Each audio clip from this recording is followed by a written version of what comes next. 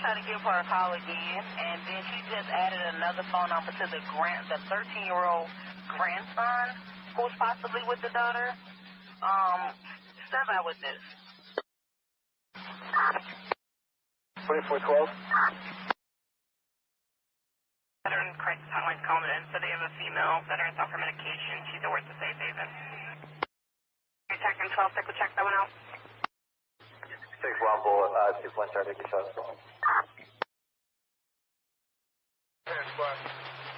Officer still stands for time? No. Offender in custody?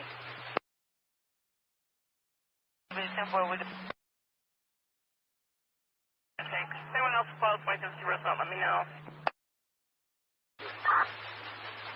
First number.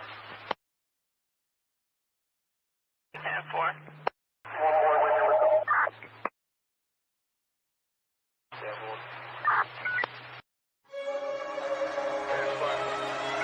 Officer still stands for time? No. Offender in custody?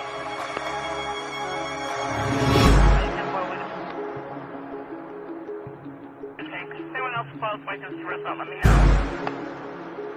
10-5. 33. I'm going to supervisor know that I have a case report for an attack. 1830. Yeah, possible here and Wilson. Confirm number.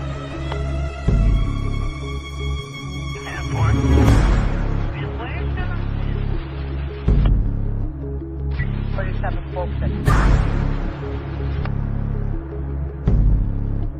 I'm sorry, we're not copying. Try that one more time. 847 Fulton. 847 Fulton, okay.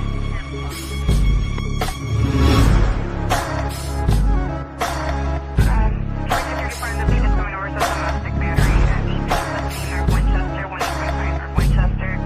Danny stated the caller is the owner of the vehicle. Thank you. 111 117 Robert 11.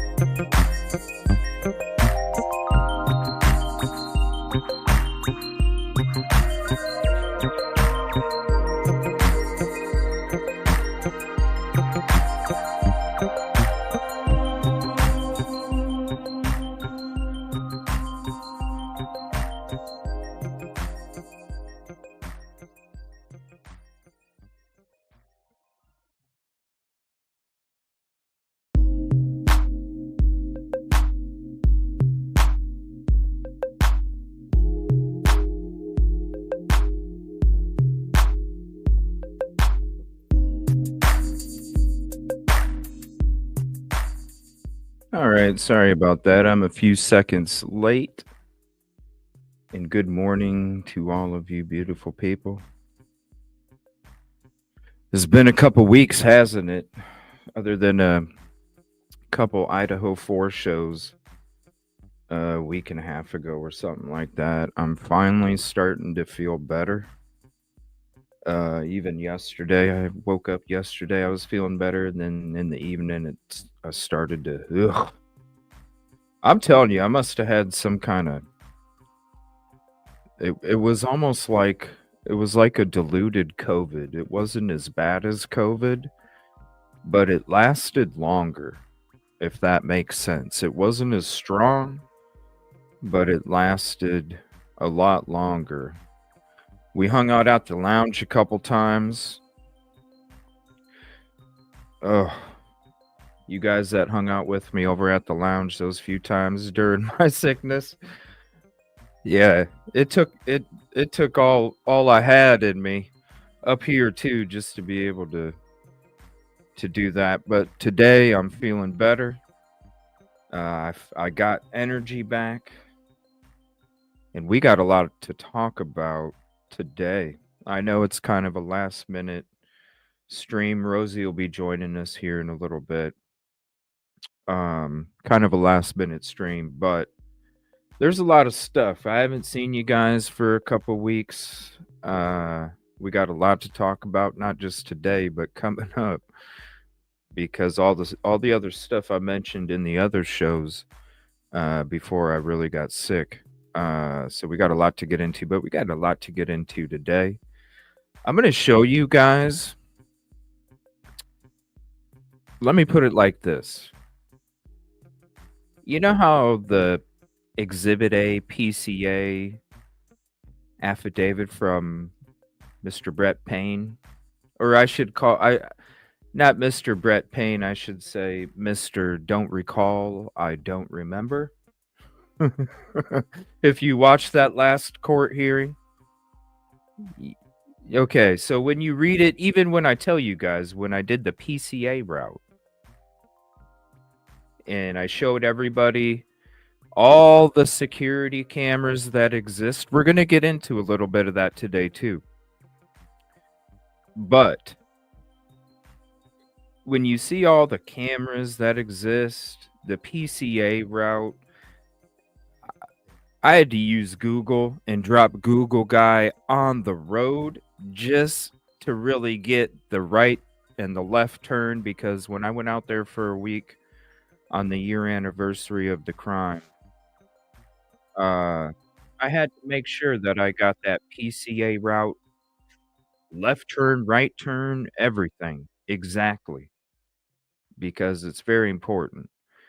And when I did that, I also did a show where I pointed out all the security cameras, counted out all the security cameras, showed you guys the security cameras. I'm going to show you guys a little bit of it with the link for yourself. You can go have it for yourself, your own link. You can see it for yourself. There should have been some kind of photo.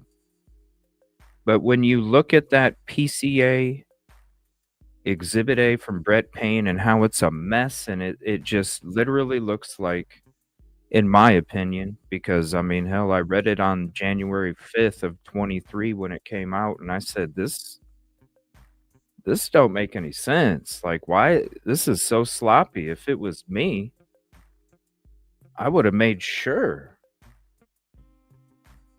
So what I'm going to show you today is I'm going to show you that they were still looking for a 2011 to 2013 Hyundai Elantra until the morning of the day before they arrested Brian Koberger. So why does that PCA look like it's a bunch of stuff thrown together? Why does Brett Payne show up at the testimony, at the court hearing for the testimony on the last court hearing and say, I don't remember, I don't recall, I give it to everybody, shares it with everybody, I'm not sure.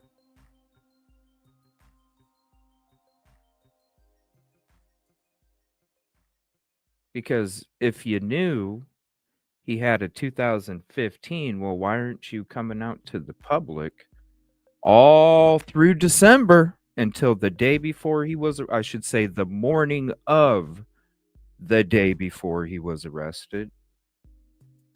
That whole month of December, and I'm going to show you guys, the whole month, it was 2011 to 2013. Why does it look like everything's thrown together?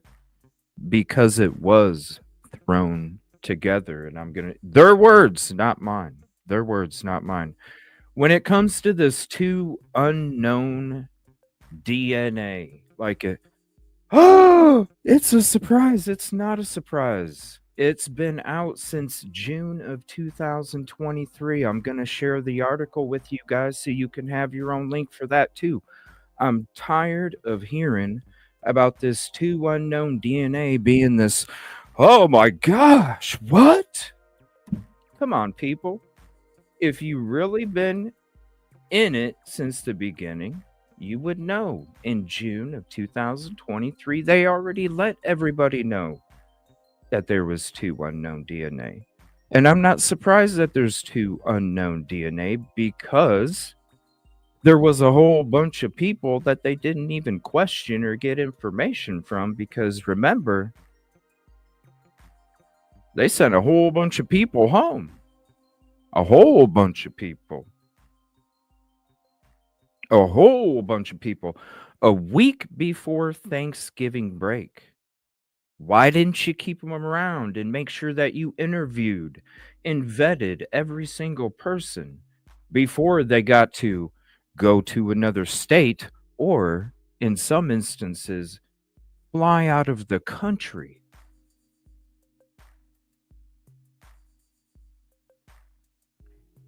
Why is there two unknown DNA? Because there's a whole bunch of DNA you can't account for because you sent everybody home. No wonder. And then to sit there and say that the blood DNA wasn't enough to be able to do what you did with Brian Koberger's skin cells? But wait a minute, isn't skin cells less than the blood? How does that make sense? How does the blood not have enough to do the testing? But the button snap does. And when it comes to the button snap, I'm sorry, I've already showed the DNA dirty gloves.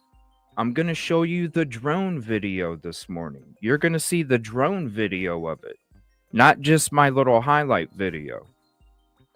You guys are going to see that this touch DNA, IgG, there's a lot of misconceptions about it too. We're going to get to that, but you guys are going to see this touch DNA.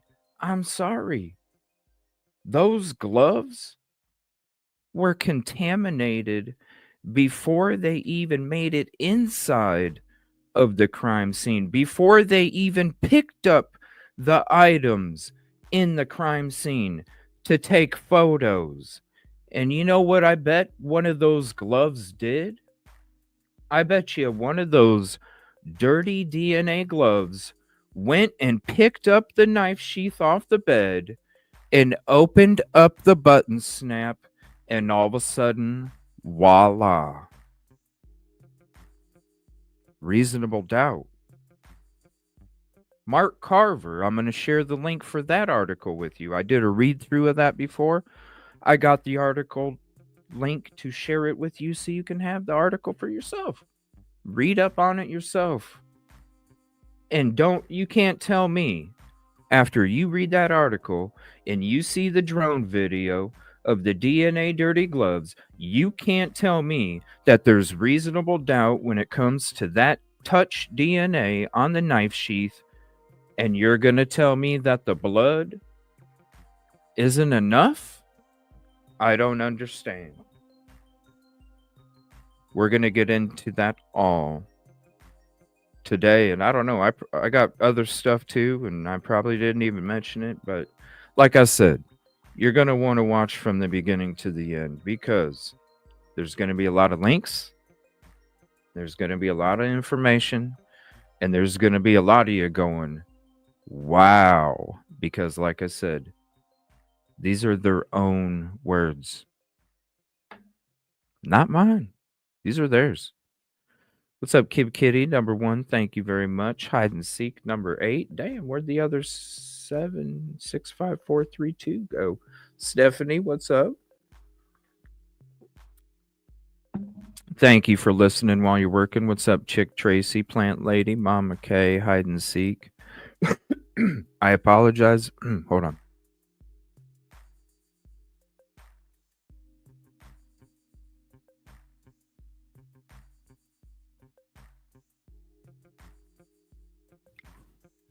I apologize if I don't catch him quick enough. I'm still getting over it. It's coming out of me. It's coming out of me now. What's up, Heather? Over there on Twitter. X, appreciate it. Thank you so much. Tina. Thank you. Ticket 17, Mama K. What's up, Smoky Cat? Thank you, Hide and Seek. What's up, Audrey? How are you this morning? Katrina, Ticket 28. Criminal Med, what's up? Oh, exactly. Just wait. Like, everybody's been... They were on to him in late November. They were on to him in early December. They were on... And I'm like, no.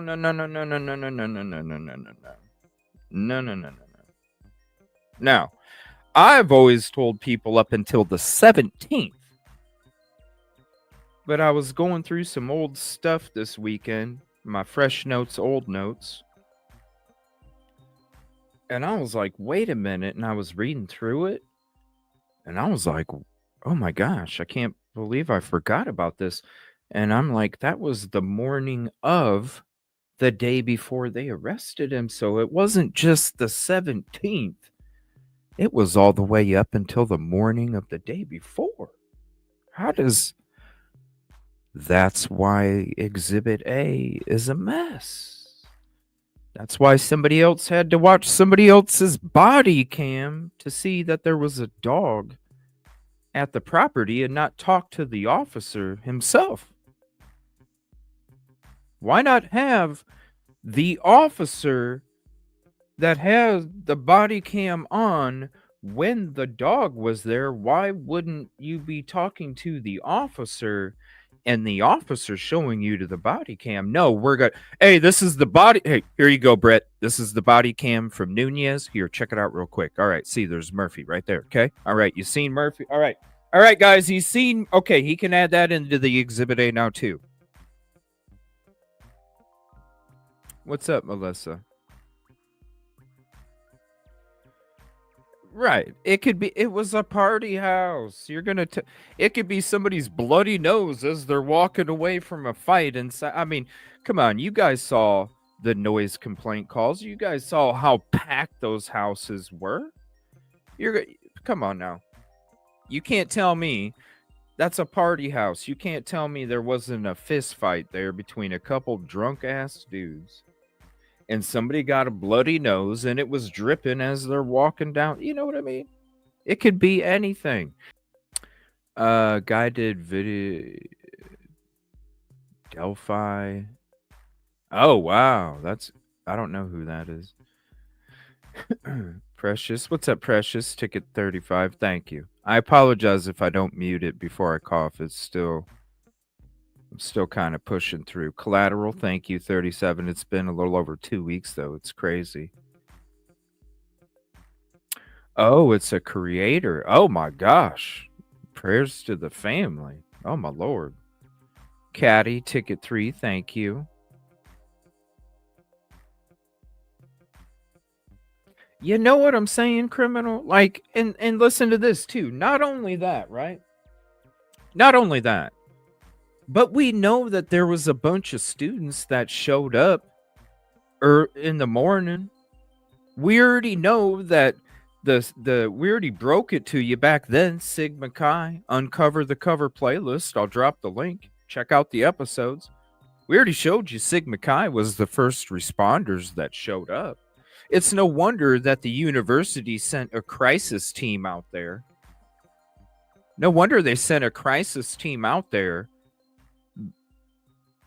before the cops even showed up. There were crisis teams from the university that were sent out to all the frats and sororities.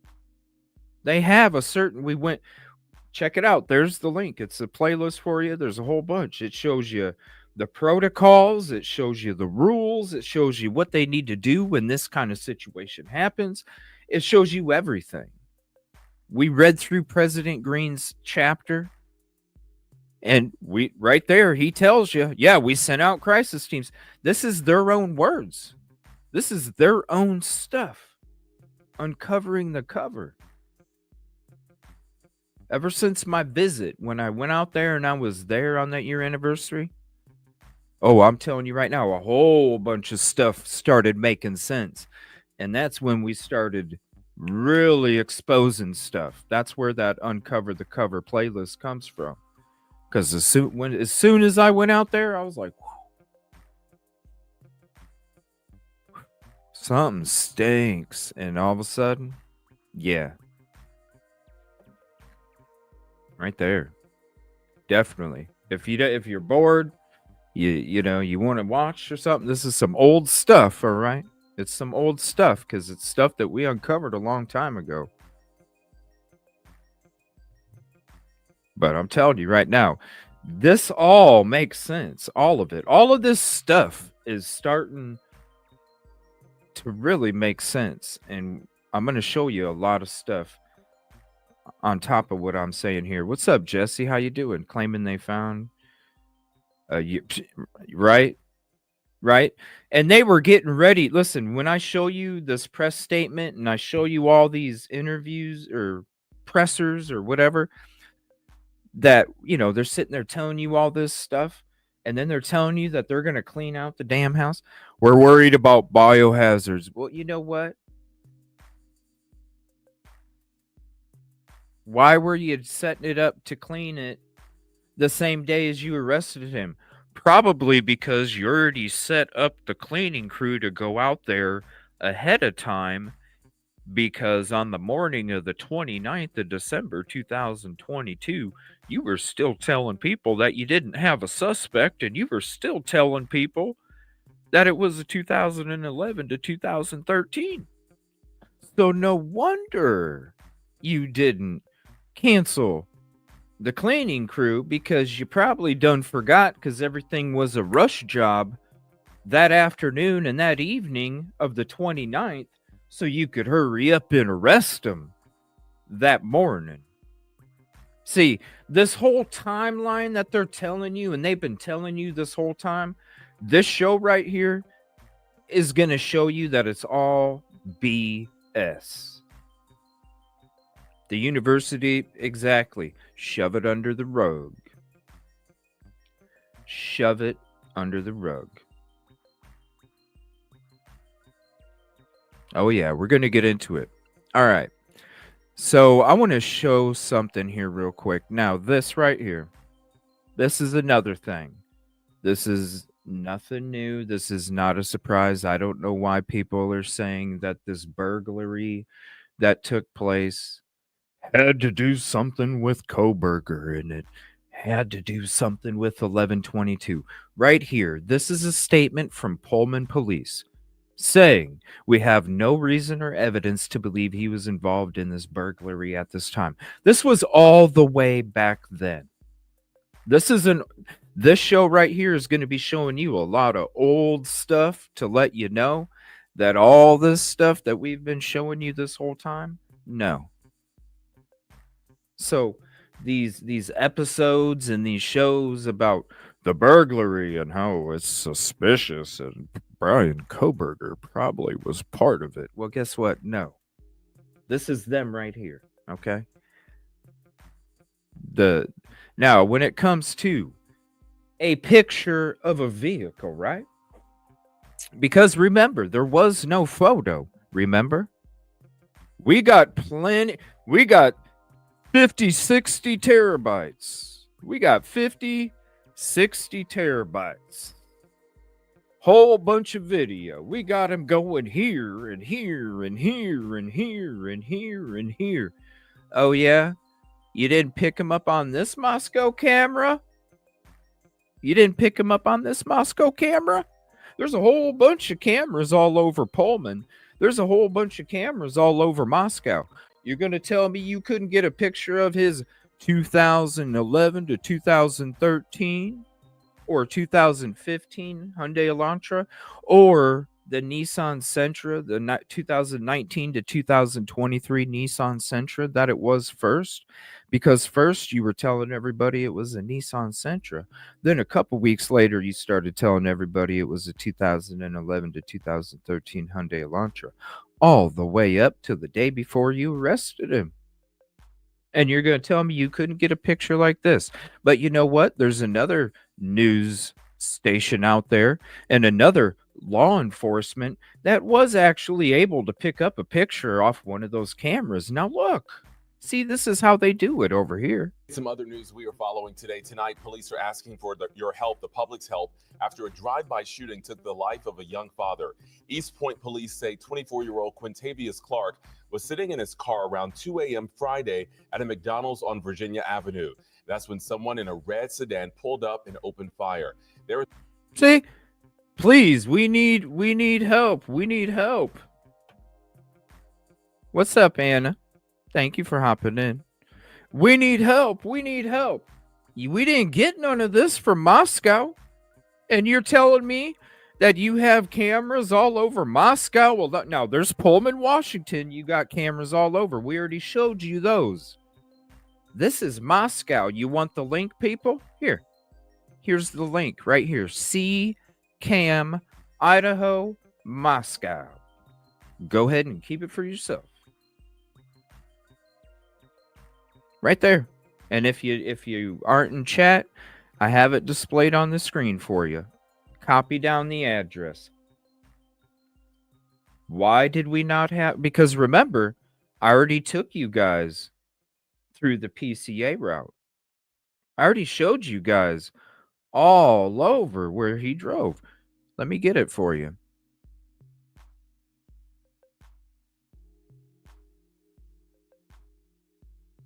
Actually, here, I'll share the YouTube link.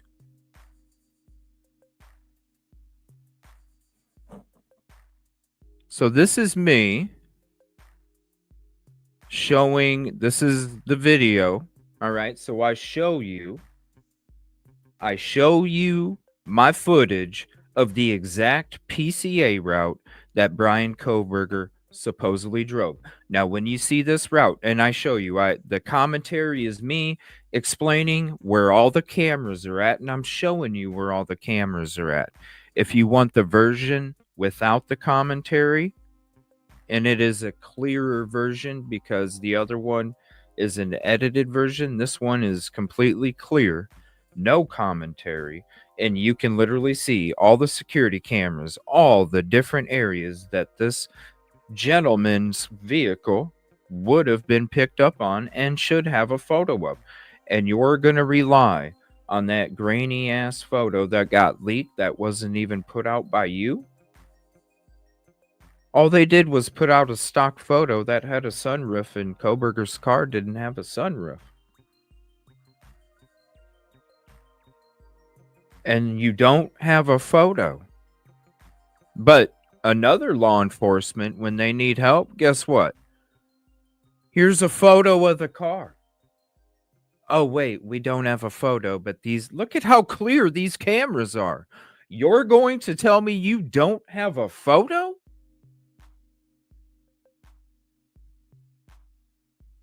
You don't have a photo? Again.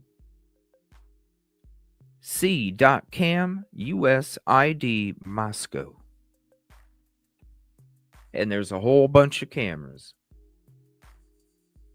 Don't make no sense. All right.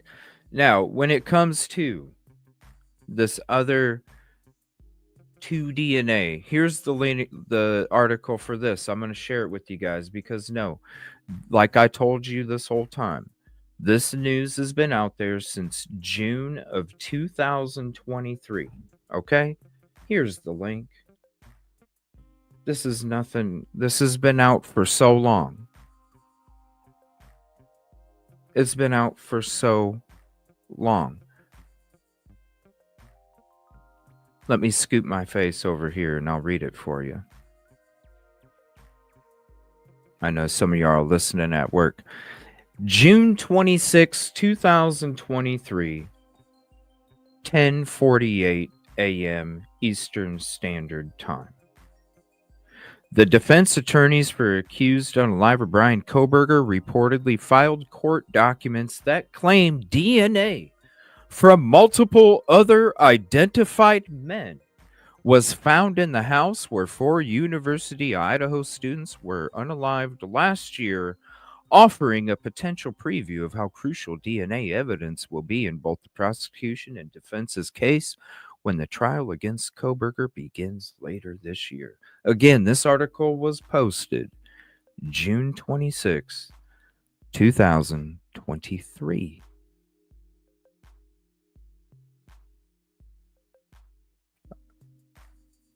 There you go. Now, I want to talk about this other DNA, okay?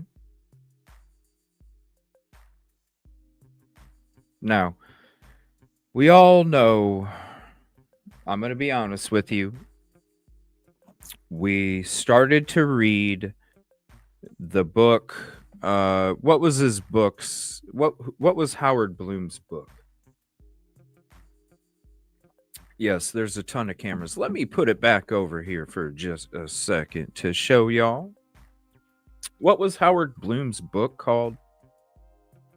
Well, anyway, he was on Megyn Kelly talking about the unknown male DNA, and how shocking it is, and we're going to watch another episode, and guess what? Speaking of Miss Coffindaffer, we're going to be having our Coffindaffer intern files episodes coming here that we were going to do about a month ago. We're going to be doing those. And when it comes to this Idaho 4 stuff, she's just as uninformed as she is about Idaho 4 as she is about Sebastian Rogers. That's why we're calling them the intern files, because to me, it's almost like an intern's doing just half-ass work, handing her the piece of paper and saying, okay, here's the facts, ma'am. Okay, this is what's right in this case. You know what I'm saying? It's like intern files. So we're going to, and speaking of, there's a new Sebastian show coming out today. Oh, there we go. Dude. While Idaho slept. So thank you, Jesse. It's good to see you, man. I hope you're doing well. When it comes to that book, if you guys remember, if you were with me back then, because when it came out, got a copy. I was reading it to the community. I think Rosie was up there. She'll be joining us soon. Shout out, Rosie. We started reading it, and that's when I was like, I just couldn't read it anymore because there was so much misinformation in that book. It's like, how do you? When you can sit there and write in your book, this should tell you all you need to know. Okay, When you sit there and you're reading a book and you're reading this guy tell you what kind of conversations were going on in that drive back with him and his dad, what they were talking about, what his dad was thinking, what his dad was feeling, what Cobra was thinking, what Cobra was feeling, the dialogue between them, the anger, all these. And I'm like, how in the hell do you know? How do you know? And when you listen to all this stuff, you hear a lot of this. Listen, I was out there boots on the ground too. I probably talked to a hell of a lot more people than this guy did. Let's be real. Because I was out there like a student, wearing the gear of the school, baby face. We're out there chit-chatting with each college, different parts of the community, asking them a bunch of questions. And I'm sitting there listening to this guy, and I'm like, okay, I did the same thing you did, bro. I'm sorry. For a book, I gotta sell a book. I'm not writing a book. Maybe I should start writing books. The real events, right? Maybe I should start writing books. But we're going to check out this episode. This is about the unknown male DNA. Again, if you want that link, it's right here. It was already out June 26, 2023. It ain't nothing new. But you're going to hear these people talk about like it's something new. On the subject of blood, what you were going to say, we learned about those two other spots of blood. Yeah. In the course of the hearing on January 23rd, Ann Taylor, Kohlberger's attorney, revealed that there has been blood found in the house belonging to two unknown males. The blood was found on a banister, a handrail, going up to the second floor, and also inside a glove outside the front of the house. Blood from two unknown people. Now, this was a party house, so you can imagine there'd be fingerprints on the handrail. But what reason is there for blood?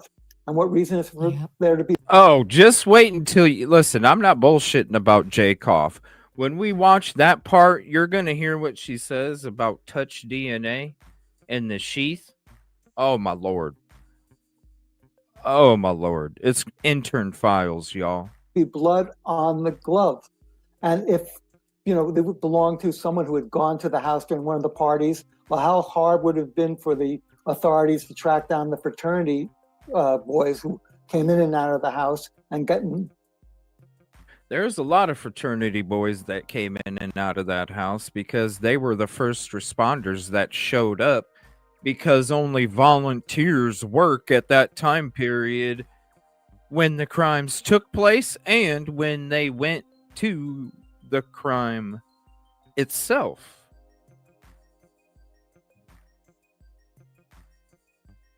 From Friday at 4 p.m.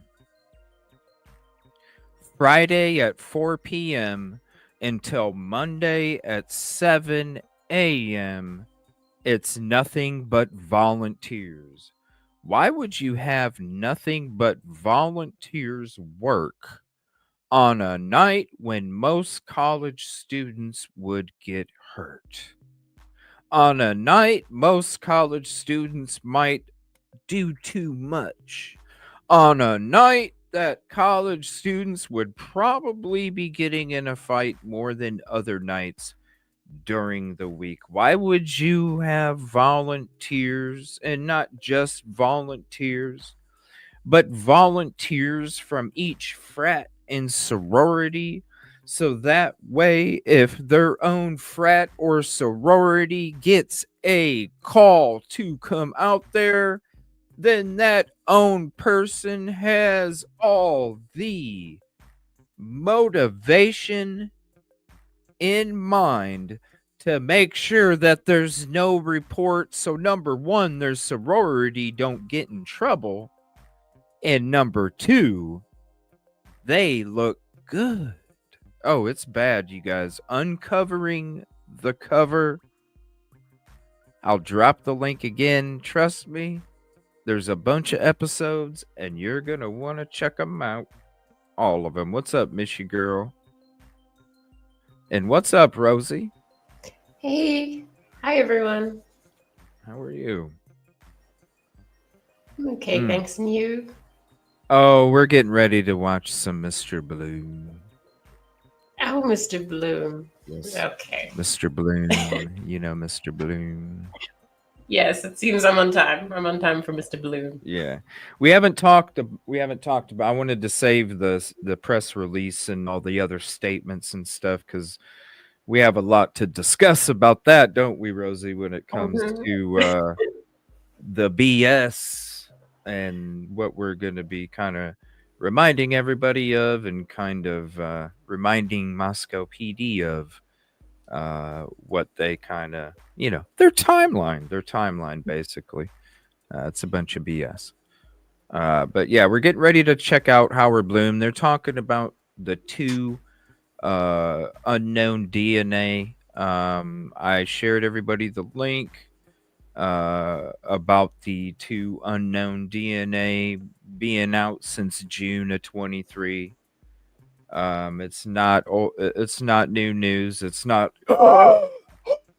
No, this has all been out there since June of 23. It was, a lot of this stuff actually has been out. That's why I'm kind of shocked that there's some creators out there that have been around that long and they don't remember that. I don't know. It's crazy. It's like content recycling, I guess. Yeah. I did. You know what, Rosie? That's a good idea. Because while I was sick these last couple weeks, I was like, you know what?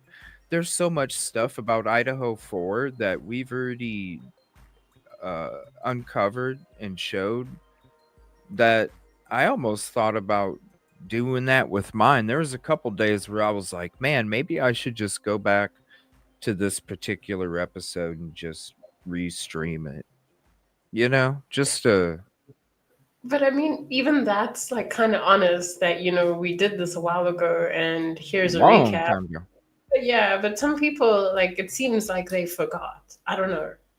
It seems like they forgot. I don't know. I don't know. I don't know. I don't know. It's like, come on, now it's not new. Like this guy right here, right? This guy right here. Like, come on, man.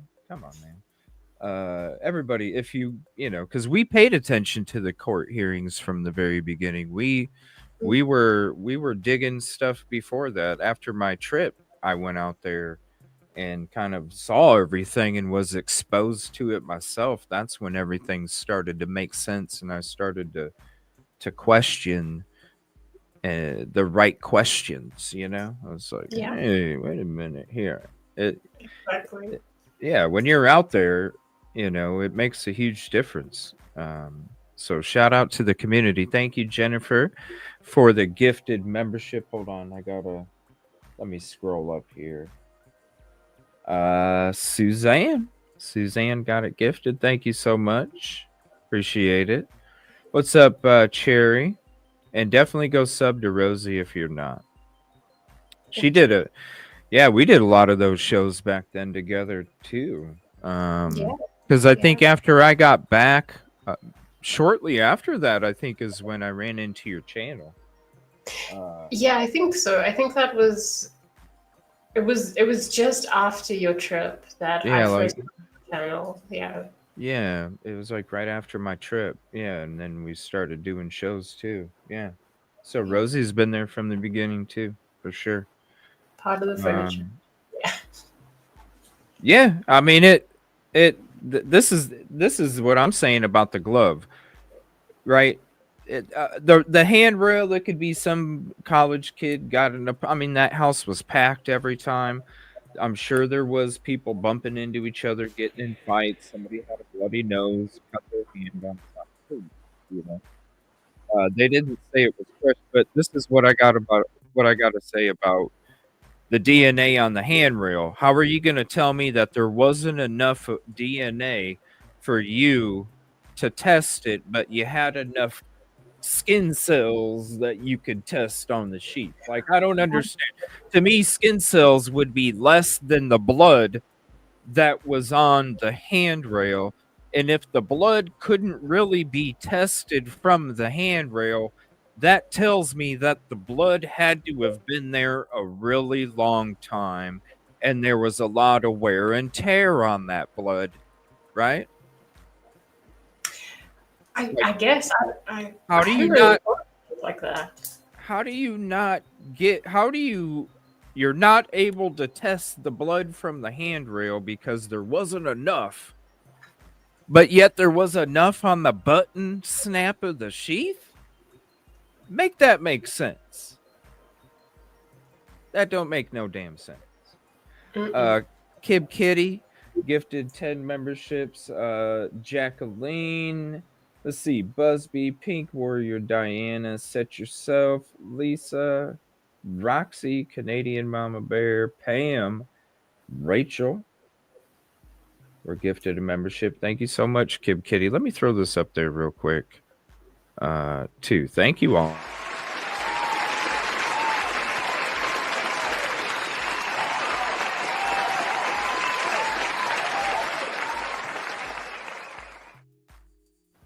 But yeah. So, well, and that's a good question too, Susan. They tested it somehow to know it was a male. I don't know, but like I said, I'm going to show you all this stuff. We've already showed you stuff already. I showed them the cameras. Did you see this yet? This is the Moscow camera. We showed them a long time ago. This is the Moscow camera that we were showing everybody back when I went out on my trip to Idaho. We were showing everybody the different cameras. We were showing everybody how clear a picture they could have got. We were showing the cell phone towers and their coverage, and how you can see the tower that services 1122 it crosses the Idaho-Washington border, and you can literally be driving on Bishop Road in Pullman, Washington, and connect to the tower that services 1122, just like the 12 times. And honestly, when I went shopping at the Walmart in Moscow right over the border, because I had bags for my grocery items when I wanted to get some food to bring back to the hotel. So I took the extra dive because the first 2 nights I got used to going to a store here at home where I got bags. And when I went out there the first 2 nights, I got stuff for food at the Walmart, and I didn't have any bags to put my food in. So I had to go in there like a kangaroo with my food. And so I'm like, okay, I need to go to Moscow to go shopping because then I can have some bags to carry my stuff in the hotel. So But I mean, I connected to the tower. Oh my gosh, Rosie. Oh gosh. I just told on myself because I connected to that tower so many times. yeah, you did. You did. Oh my God. You were cross shopping. Oh my Yeah. gosh. Oh, But all right. like that's so normal. We all have a store that we would maybe go a little bit further for because just for whatever reason, we just prefer it, right? I mean, yeah. Yikes. Can you imagine? Oh my gosh. This is what I'm saying. Like 12 times. Listen, if you just go, this is your first year. I could see the 12 times being to go to the grocery store to get food. Yeah. 12 times in a few month period I could see, either you're going to Floyd's, okay, because you would still connect to 1122's tower at Floyd's, getting some Judge gummies. He would connect to the tower that services 1122, going to Walmart, going to any of those stores at that plaza right there as soon as you get into Moscow. Doesn't even, there's so many other places. It doesn't mean, that's the thing when it comes to these 12 spots, is that everybody thinks that he was pinged at the house. But he wasn't. That's not what it says. What it says is that he pinged to the tower that 1122 utilizes for service, or the tower that services 1122. Not that it was pinged at the house. That's the huge difference. It's in the document. But it's misleading. I mean, Huh? I think I feel like it was worded to be misleading, but yeah. you know. Well, it's like Ann Taylor said at the last court hearing. This stuff was worded in the courts being misled as to the timeline. What's up, Sarah and Pam? As to the timeline, as to, all of the steps. It's just like I even showed you guys with my PCA route that I did to show you all the security cameras. I also, at the end of it, drove the route that I would have took if I was going to commit that crime, and I was aware of security cameras, right? Like, you don't even go down that way. It's a completely different way, and you barely hit any cameras. Yeah. The route makes no sense. You don't drive all the way inside both cities, and then there's no. So it was all a rush job. Think about it. They came out all December. They told you no suspect has been found. They don't have a suspect yet. They're looking for a 2011 to 2023 all December until the morning when they tell you. They're still telling you they don't have a suspect. They're still telling you 2011 to 2013 Hyundai Elantra the morning of December 29th. And that afternoon and that evening is when they had to hurry up and get something thrown together. So it's no wonder it's a bunch of stuff to fit, and it's a bunch of stuff that was just thrown together, or somebody had to watch somebody else's body cam to know that there was a dog there, and they're the lead. Usually the lead is one of the first people that show up, and Lanier should have been the lead because he was the second in command. He was the second most experienced. And you'll hear Fry say, "We got 9 to 4 years experience in this investigation, and it's our investigation." He's telling you it's his. Okay. Then none of them even, they're going to give it to somebody that worked for the department for a couple years. Okay, makes sense. All right, we're going to listen to some Howard Bloom. Did I find any areas that might have been good? No, because this is the thing, criminal. When I was out there, I was talking to a lot of people, okay? And one thing, now we all think and we all thought that it was weird that these animals were ending up on frat houses, property, and back and forth and all this weird stuff, right? Well, when I went out there and I was talking to people, not only students, but I was talking to community too. I went to a lot of different areas, talked to older people, younger people, middle-aged people, all sorts of different. And one of the things is that this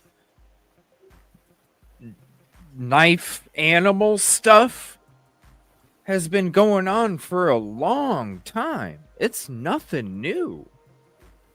And so when it comes to these dumping spots, there's so many possible dumping spots that there could be.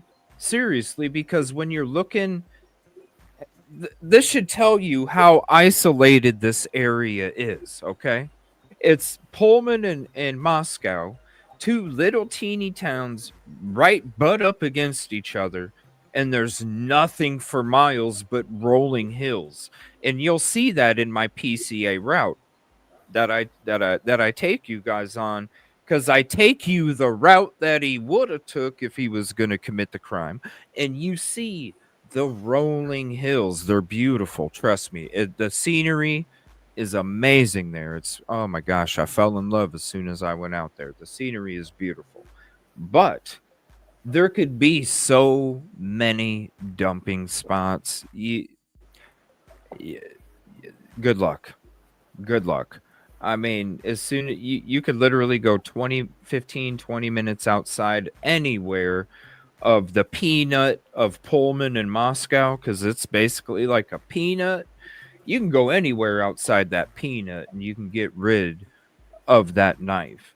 And honestly, I don't think the person that committed the crime, because I don't even think at this point that Koberger did. And I see the IGG getting tossed, and that's because the personal protective equipment that the investigators were using to handle the stuff inside the crime scene was already contaminated before they went in there. So that IGG's out the window. You ain't got no IGG. There's nothing else there. Okay. So to me, I don't think he did it.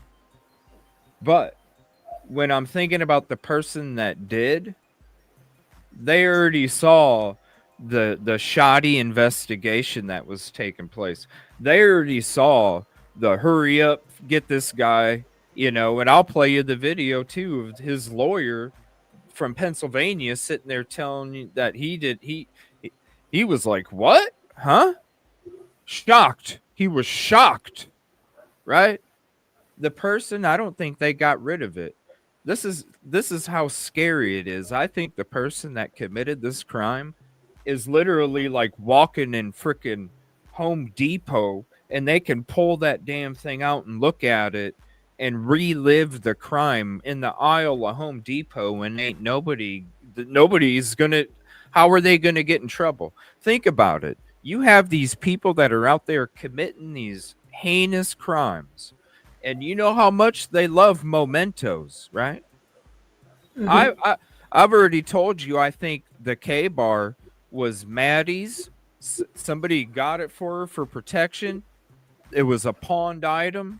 Somebody bought it at a pawn shop, gave it to her as protection because she probably couldn't handle a gun. So they gave it. I mean, think about all the knives that were around that neighborhood. You saw all the pictures from the frat parties and everybody holding knives and machetes. Okay. Yeah. Why wouldn't somebody, why wouldn't you give the lady a knife to protect herself? And it's sitting on a little shelf next to the bed. Never thought about ever using it. It's probably in a drawer. And Kaylee, you saw Maddie. She probably passed the F out as soon as she lay down on the bed. You saw her at the grub truck. You saw how intoxicated she was. Kaylee had the, hey, come on. Right when they had to leave, right? She was the one that was aware. So I see Kaylee waking up. Maddie's sleeping. I see Kaylee waking up, hearing something, hurrying up, grabbing inside the drawer to get the K-bar, pulling it out, holding the sheath in the left hand, the K-bar in the right, not knowing if it's a friend or somebody playing a sick joke. And then as soon as that person comes in the door, all of a sudden it's not a joke, and I'm going to try and protect them. And that's why I dropped the knife sheath between me and Maddie on my left side, because remember, I'm up against the corner. On my left side is where the sheath, that's where my left hand was, because I had to let go of it to try and defend myself from the person that was coming to attack me. And I wasn't quick enough and aware enough to be able to use it to defend myself because I was intoxicated. No fault of my own, because it's not my fault somebody's coming in here to commit the crime. But I see the person that committed the crime taking that knife And this is where you get 2 injuries from Kathy Mabbitt. I'll show you that video in this episode. Like I said, you're going to want to watch the whole thing from beginning to end. I'll show you that 2 different injuries, and I guarantee you that's why there's 2 different injuries, because the person that came in to commit the crime had another weapon in their hand and then used the K-bar that was in her hand to commit the other kind of injury. And really, when you listen to whose injuries were the worst, you hear they couldn't even identify her from her face. Well, guess what? That means somebody went extra on her, because maybe that was, oh my gosh, I almost, I got hit. Mm-hmm. There's my unknown DNA. Oh, she got me in the stomach. Shit. Oh, I'm going to get her bad now. Yeah, that's what I think when it comes. That's just my personal opinion, and it's been my personal opinion for a long time, especially when I went and sat back in that parking lot and I was like, oh, holy hell, this is too perfect. It's too dark. I can see the only access in and out point of this whole neighborhood up on this parking lot behind the house, and I have complete access to sit there and watch everything that's going on, and they can't see me because it's so dark in the middle of November, all the way up in northern Idaho by Canada. But that's what I feel. That's what I feel too. I feel like that person has it with them and they're reliving this shit, and it's scary. They can relive it anywhere and not get caught. Think about the person that steals undies when they commit a crime. They can't hold that shit out in Home Depot. But you know what? That person that committed the crime can hold that K-bar anywhere they want and relive that crime anywhere. And that's the scariest thought. I'm sorry, Rosie. Go ahead. No, I was just saying, like, it's a really good point that you made there with the way, you know, it was said that the injuries didn't match. And a lot of us do forget that there probably wasn't one weapon for the crime. And Blunt that's a and really sharp. good point. Yeah, so I mean, that makes so much sense if you think about it as well. Like, it's not correct to assume that this is just a K-bar or that the K-bar was even the intended weapon. They I don't think know. that was just, yeah, you put it really well when you said that, because I also think it's pretty likely that it belonged to one of them. With the sheath being pretty much in the bed with them, I agree with you. Different injuries, it doesn't make sense that there's one weapon or even one person. Mm-hmm. Yeah, where you look at where it's dropped, it makes perfect sense. She had it in, because listen, if it was a joke and it was Jimmy coming in there to play a joke, damn it, Jimmy, and I can put the knife back in the sheath. But I don't know yet until I know if this person's a threat or not. And when that person comes in and starts coming at me and rushing at me, what are you going to do? Are you going to try and like defend yourself with the sheath in your hand? No. You're going to drop the sheath and you're going to put your hand up like this. While you're doing this, you're going to have your other hand like this. You're going to drop the sheath. It's right there. The person is not going to drop it right there. Listen, if I'm going in there to commit a crime and that thing's not on my belt, and please, it didn't fall off somebody's belt. That's awesome. They wouldn't give the military a sheath that would fall off their belt. Give me a freaking break. Give me a break.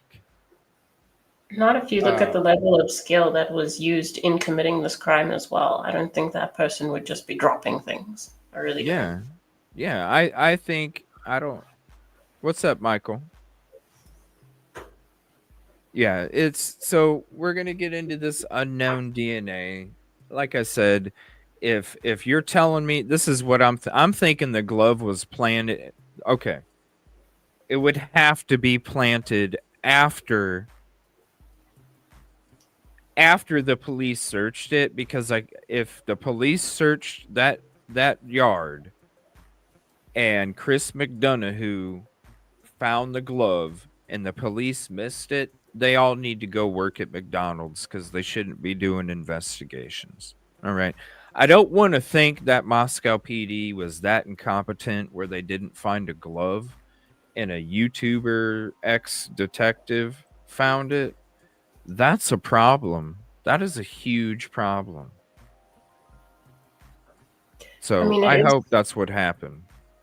It is a really huge problem, but unfortunately, I don't think it's impossible. Like, yeah, when you're looking at this whole investigation, I don't either, but I mean, because even like when they taped it off, they only taped it off around the trees around the property on one side of the parking lot. They didn't even have anybody searching behind the parking lot and the people's backyards.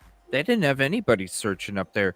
It's like, what do you think? The dude just like went up into the attic and floated straight up in the air and took off? I mean, wouldn't you search the back of the parking lot too?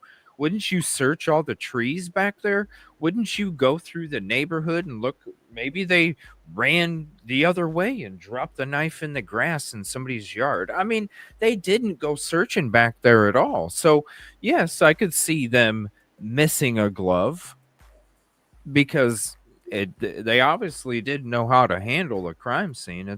It's your first day of class. You should already know that before you even show up to your first class. You know, you should. Yeah. No, there's actually a whole chapter in the majority of textbooks on how to cordon off the scene and on different methods for, like, there's zigzag methods, there's methods where you start from the outside of the scene and you work in, there's methods from the center. It's like there's a lot of theory on that. It's not just cordon off and look. It's so complicated, actually. You have to put yourself, it's just like whenever I go out to these different locations, I have to put myself in the victim's mind and I have to put myself in the killer's mind too. I have to think about it both ways. And so that's when I went there. I already knew how the killer did it. I already knew how they did it. I knew how they were prepping for it. Now, when it comes to the victim, I could see how certain things happened a certain way. That's just kind of like even with the theory when it came up with the sheath and how it happened and what I think took place with weapons and this and that. You have to be able to do that. If you're going to investigate, you have to be able to put yourself in all these different scenarios and eliminate based off of the evidence. I mean, that's what you're supposed to do. And this isn't for, this isn't like you mess up and put the pickle on the bottom of the patty at McDonald's. Hey, Jimmy, okay, I'll do it next time. It's not one of these are victims. These are families. These are communities that you're doing this to. And you should be doing it correct from the start. And if you don't know how to make a burger, don't go work at Burger King. Go work at Taco Tico, Taco Bell, Taco John's, Taco whatever. Like anything but Burger King, yeah. I mean, don't if you know how to wash windows, don't go delivering pizzas. It's completely different. Don't do something you don't know how to do. And when you're doing it for victims that deserve justice and truth from the very beginning, you better be doing it with all from the very start, because these are people, these are souls. And to sit there and not give it what it should be, it's not fair. If you can't do it, let somebody else do it, because there's always somebody that can do it. That's just how it is. Just say no. Go work. Yeah, there you go. Go work at Mickey D's, right? Just like Elizabeth Warren is like half Indian and shit. Oh my gosh. All right, here we go. Howard Bloom, y'all. The subject of blood, what you were going to say, we learned about those two other spots of blood. In the course of the hearing on January 23rd, Ann Taylor, Kohlberger's attorney, revealed that there has been blood found in the house belonging to two unknown males. The blood was found on a banister, a handrail, going up to the second floor, and also inside a glove outside the front of the house. Blood from two unknown people. Now, this was a party house, so you can imagine there'd be fingerprints on the handrail, but what reason is there for blood? And what reason is for there to be blood on the glove?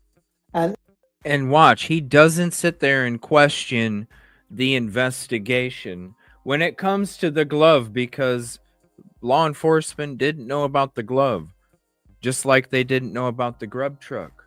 If, they would belong to someone who had gone to the house during one of the parties, well, how hard would it have been for the authorities to track down the fraternity boys who came in and out of the house and gotten blood samples from them? But to this date, 2.5 years later, they can't, because they sent everybody home a week before Thanksgiving break and didn't interview everybody. In fact, in their press conferences, when they were we're going to open it up for questions. Yes, do you know how many students were outside when you showed up? We currently do not know right now. Next question. They didn't even know. The last press conference, they didn't even know. They didn't even know. When you don't know how many people were out there, then you didn't interview everybody. And when you send everybody home a week early, you didn't interview everybody. Sorry, Rosie, go ahead. No, I was just saying, of course not. I mean, imagine trying to interview people that you didn't even know were there. It makes you wonder, what did they know by that point? I don't know. They say they know things, but based on stuff that they don't know, if that makes sense.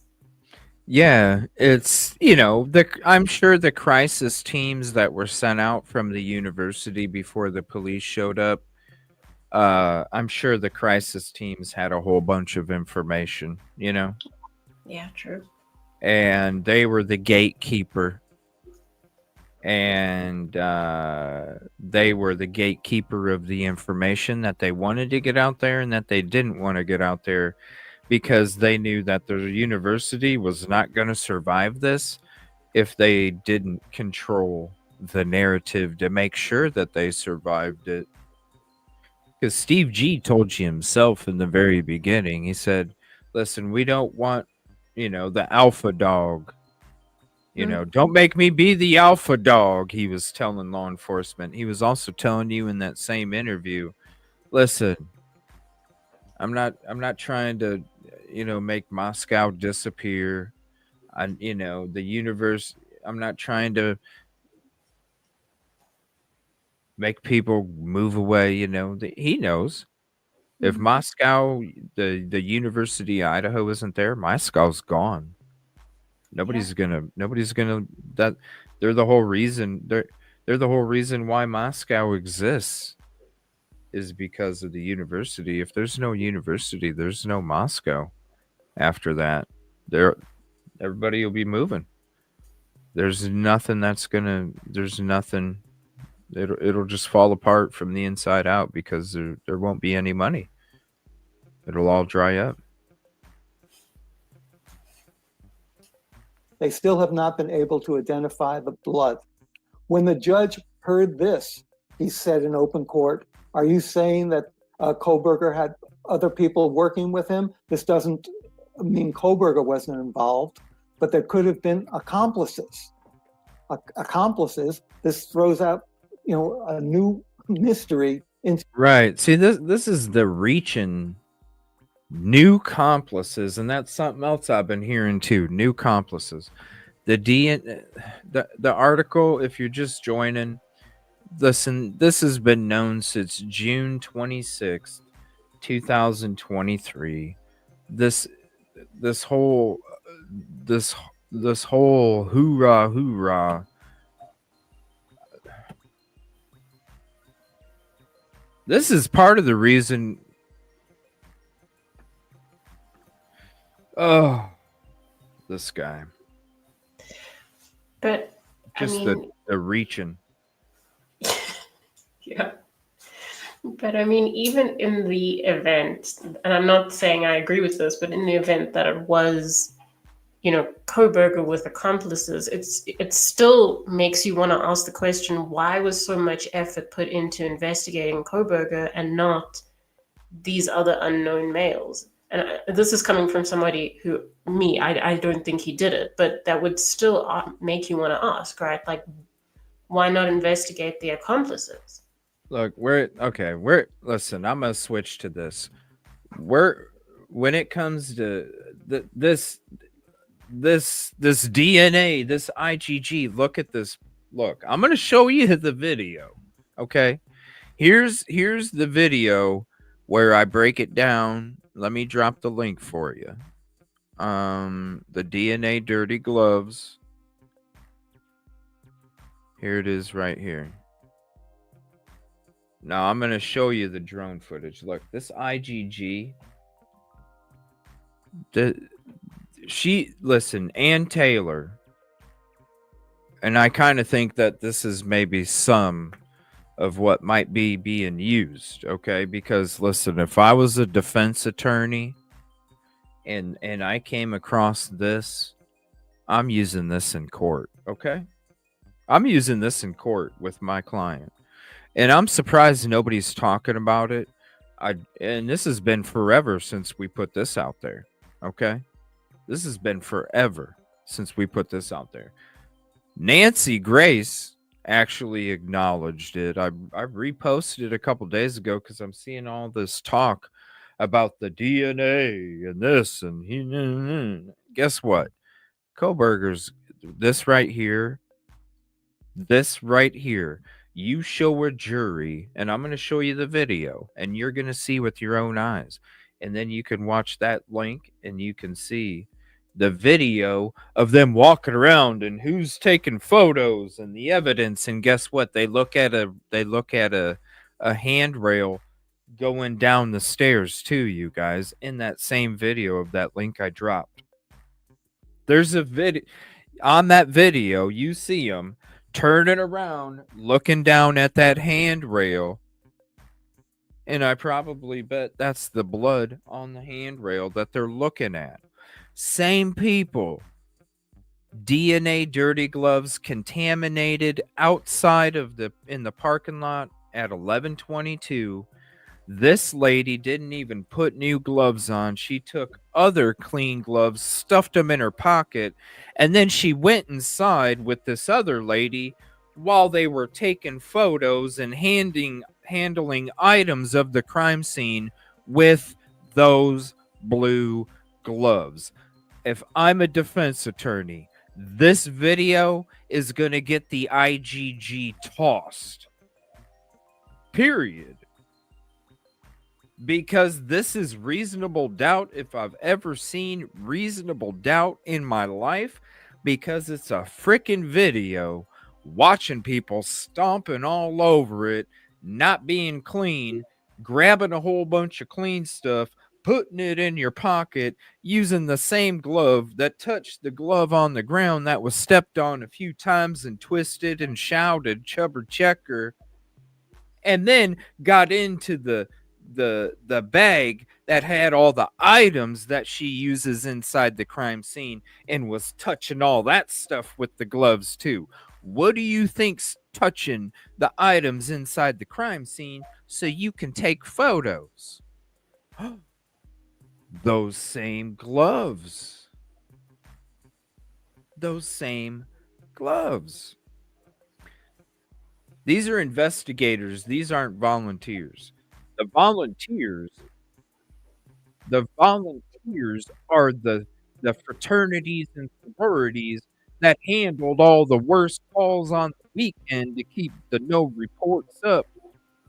Right? Keep the calls up for funding. Make sure it doesn't say anything negative, okay? You go police yourself. How many tickets are you going to write on your own fraternity or sorority? How many times are you going to... No! When you police yourself, what happens? Chaos. You know what? All the stuff that had to have taken, even the assaults, people, even the assaults that had to take place in those fraternities and sororities, and nothing was handled because they gotta keep the negative down. Horrible. They were the ones that first showed up at this crime scene. I'm gonna switch to this video here. Hold on. We'll be done with Howard Bloom. Okay. I'm gonna play this this drone video real quick, and then we're gonna get into all these statements, okay? Okay, cool. Because there's I can't wait to show everybody that they were lying. Well, they weren't lying. They just, the morning before they arrested him, they were still not on to him, so their timeline don't make any damn sense. Okay. Now here's the link to the channel.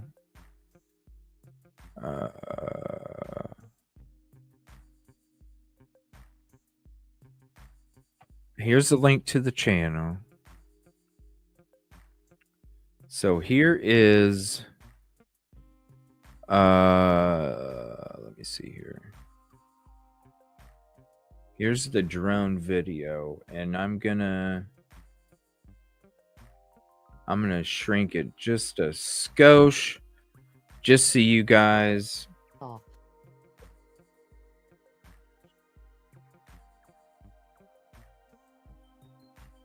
Home point has been updated. Please check it out. How's doing that? Hold on a minute. What the heck is going on?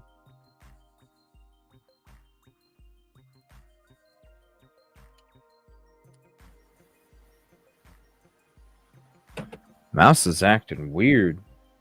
Oh my gosh, what the heck? All right, here we go. All right, here's the drone. Off. And I'm not trying to play that music. All right, so you're going to see. Here, I got to shrink it just a little bit. So this is when investigators were just showing up, okay? So there's the link for that.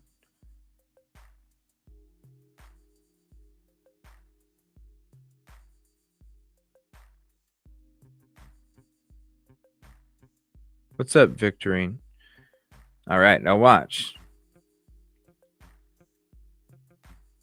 So now they're getting out of their vehicle, and this is what's sad is there's a state police officer that watches them step on these gloves and then conveniently turns their head away as she stuffs the gloves in her pocket.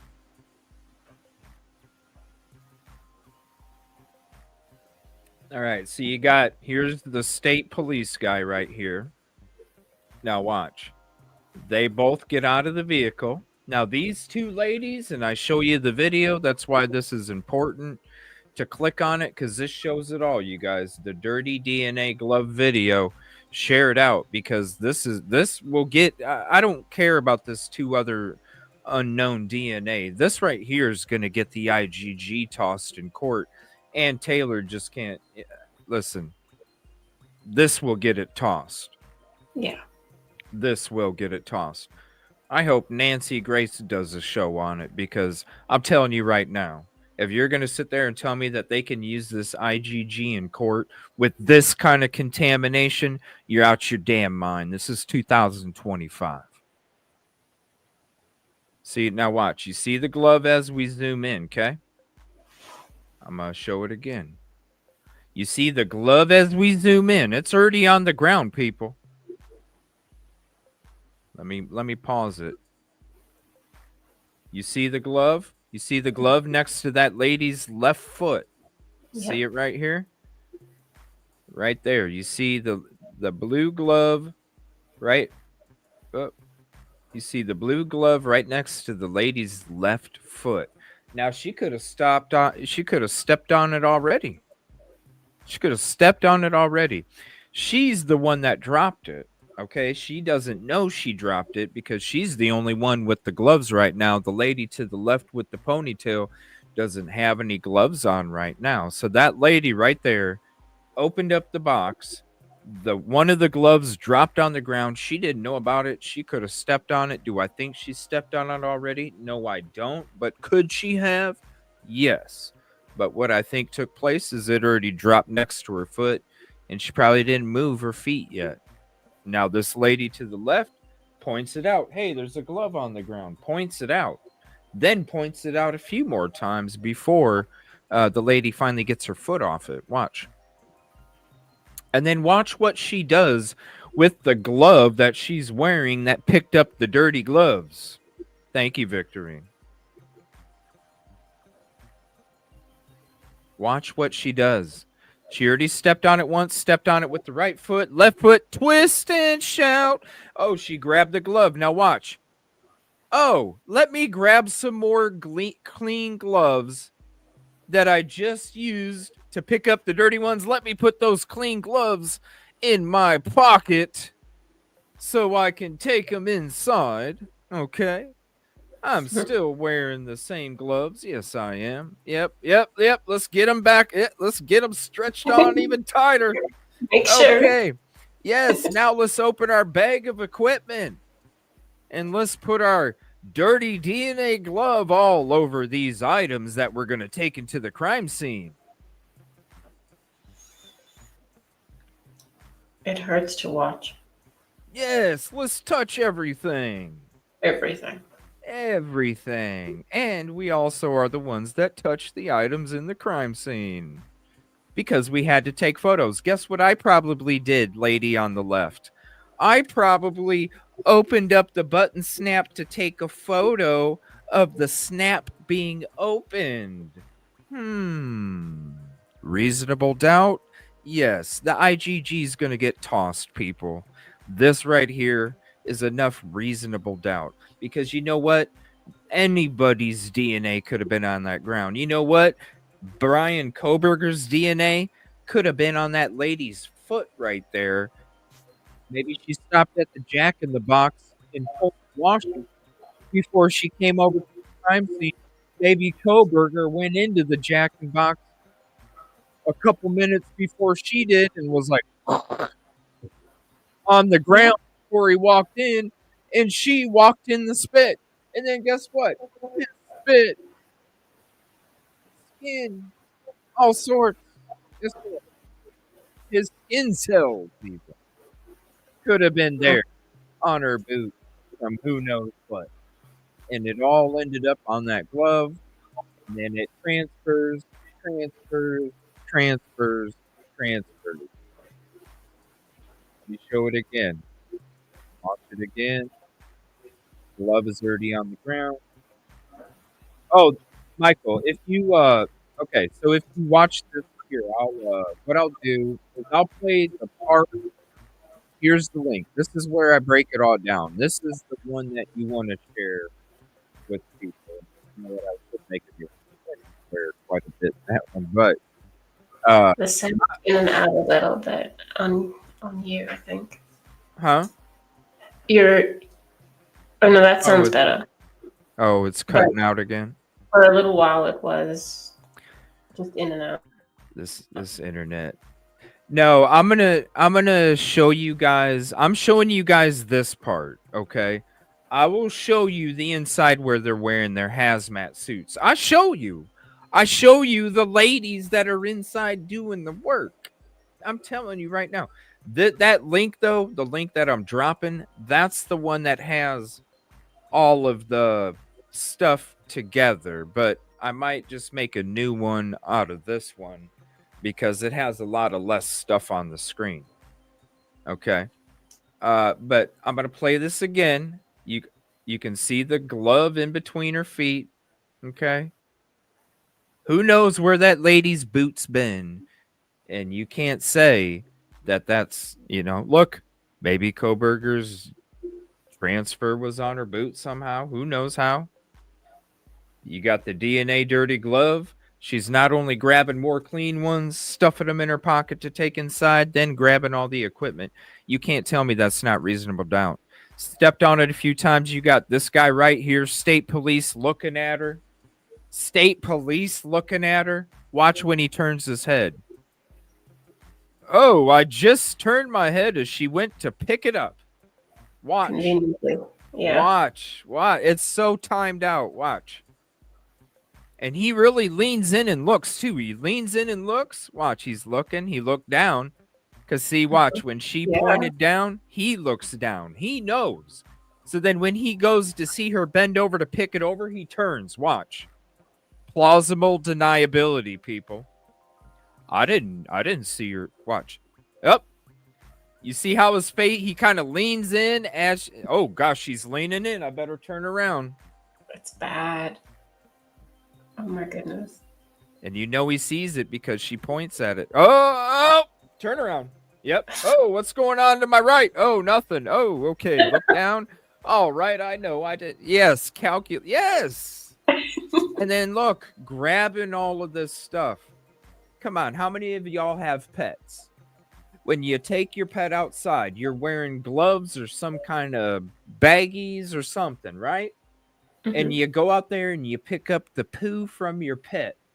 What do? Because you don't want to contaminate your hand. You don't want to contaminate your hand with the poo, do you? No. What do? You go out there and you pick it up, and then you take your whatever and pull it around so the poo is inside the glove, and then you grab it like this and put it in whatever, right? That's what you should have done after you picked up this glove off the ground. You should have picked the glove off the ground. You should have taken the outside of your other glove, pulled it through like poo, and then grabbed the edge and then threw it in the garbage and got yourself a new couple cent blue latex, because it ain't very much, couple cents blue latex glove. That's what should have taken place. Plausible deniability.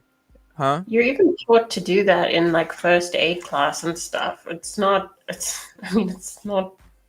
unusual. Hello. Twist and shout. Watch her twist on it. He leans in. Oh, she's gonna pick it up. Turn around. Hey, what's going on over here, Jimmy? Oh, nothing? Okay. Oh my goodness. That's exactly what he's doing. Yes, Beckles. Thank you for hopping in. Food handling too. I mean, come on. Yeah. But it's as simple as poo. You know? And look, she stretches them on. What's up, detective? Stretches them on. And then gets all the equipment out. Okay, now let me pull up this link, and I have to go to the part that shows you. I'm just going to play just part of it. Let me see. Okay, so we got the outside. Here's the inside part, okay? Okay, so I'm showing, this is from before. I'm showing the drone video, what I just showed you right now. Okay? Now watch. I'm going to let me talk. Here, let me move my, here, let me go down here so you can see. Here. I don't want to cover up too much. All right, here. This is going to be me talking from before, okay? And I might swear quite a bit, so who knows? Turn around. Watch. So look who's in there, people. All right.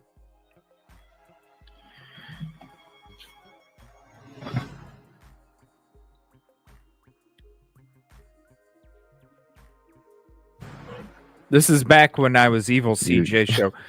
This was a long time ago when I wasn't even doing what I'm doing today. Guess who? Guess who? Dirty glove. So this is part of that link that I shared a little bit ago, the DNA dirty glove. So you got the lady with the shorter hair. Okay. Again, I'm going to I'll rewind this. I'm going to share this again. You got the lady with the short hair. We're going to see her first. See her hair? We're going to see the lady with the short hair first. Then we're going to see the lady with pulled up hair second. All right? Yeah, so let me pause it. Let me switch back to this. Here's a zoomed in picture. Take a look.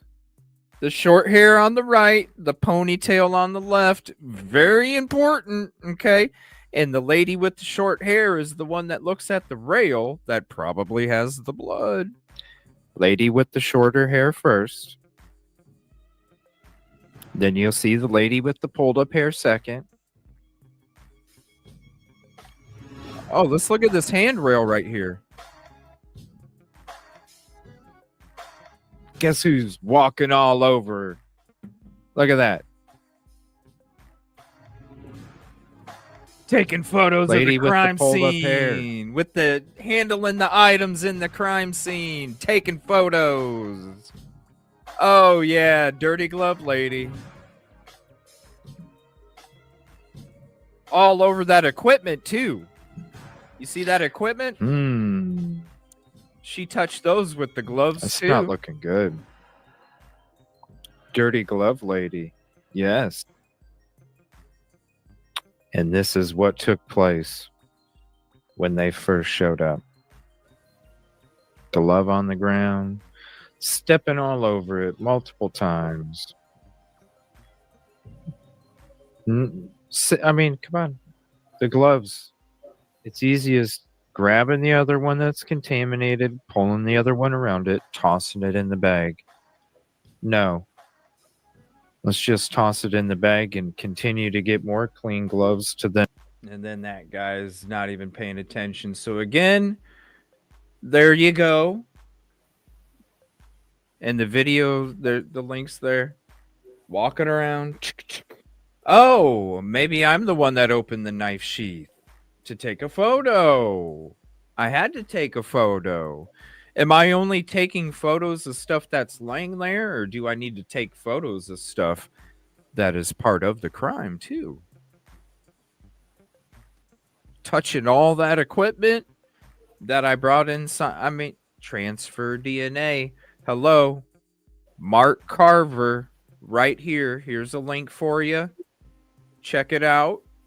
And I did a link. Here, I did a video on it too. If you want to just listen, I read the article for you.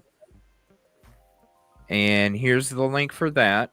This is me reading the article if you just want that version.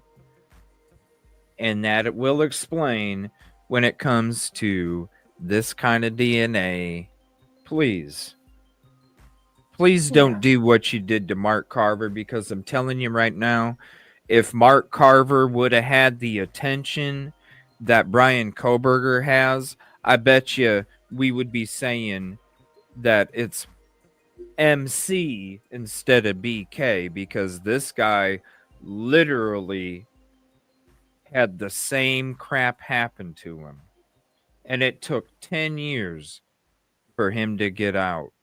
Because, and that same DNA that was used to convict him was the same DNA that was used to exonerate him. And guess who's part of the what's it called?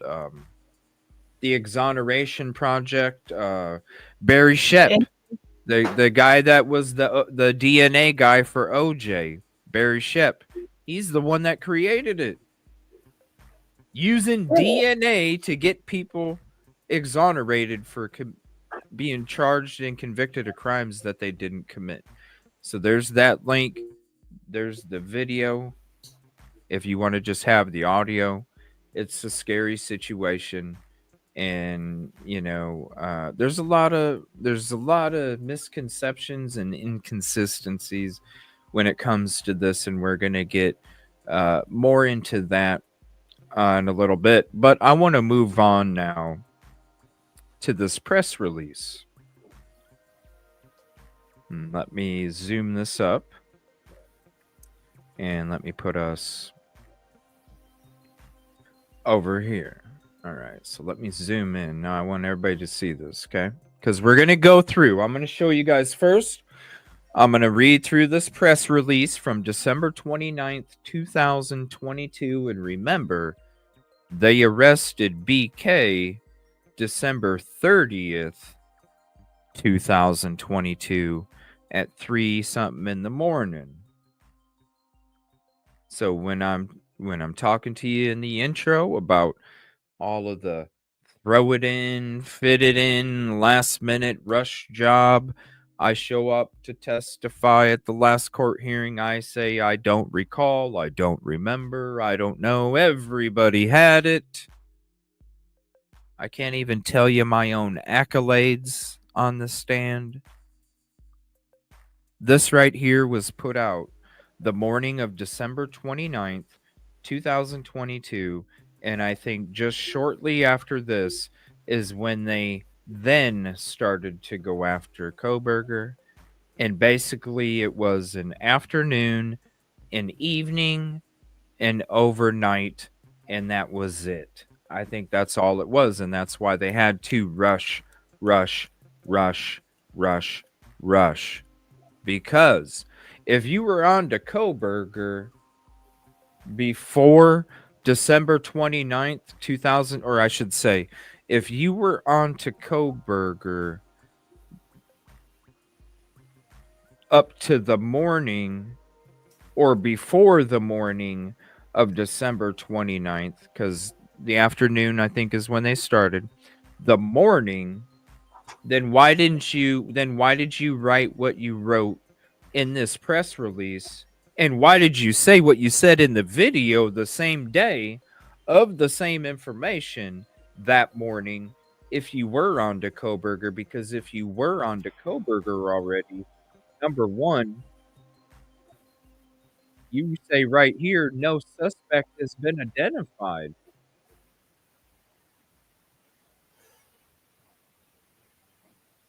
That does not hinder the investigation. Will be released. But this is what's even better. Why would you put progress continues? Look at this.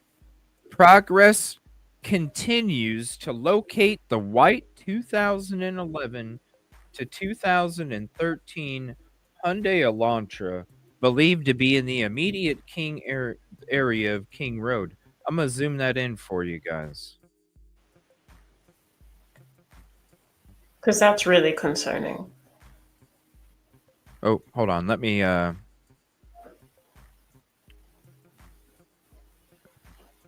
there. Now, this is December 29th,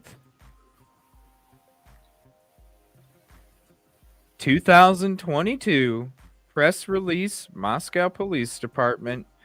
They even have a link right there, media line. There's a link to the video showing you the video of everything that they're telling you in this article.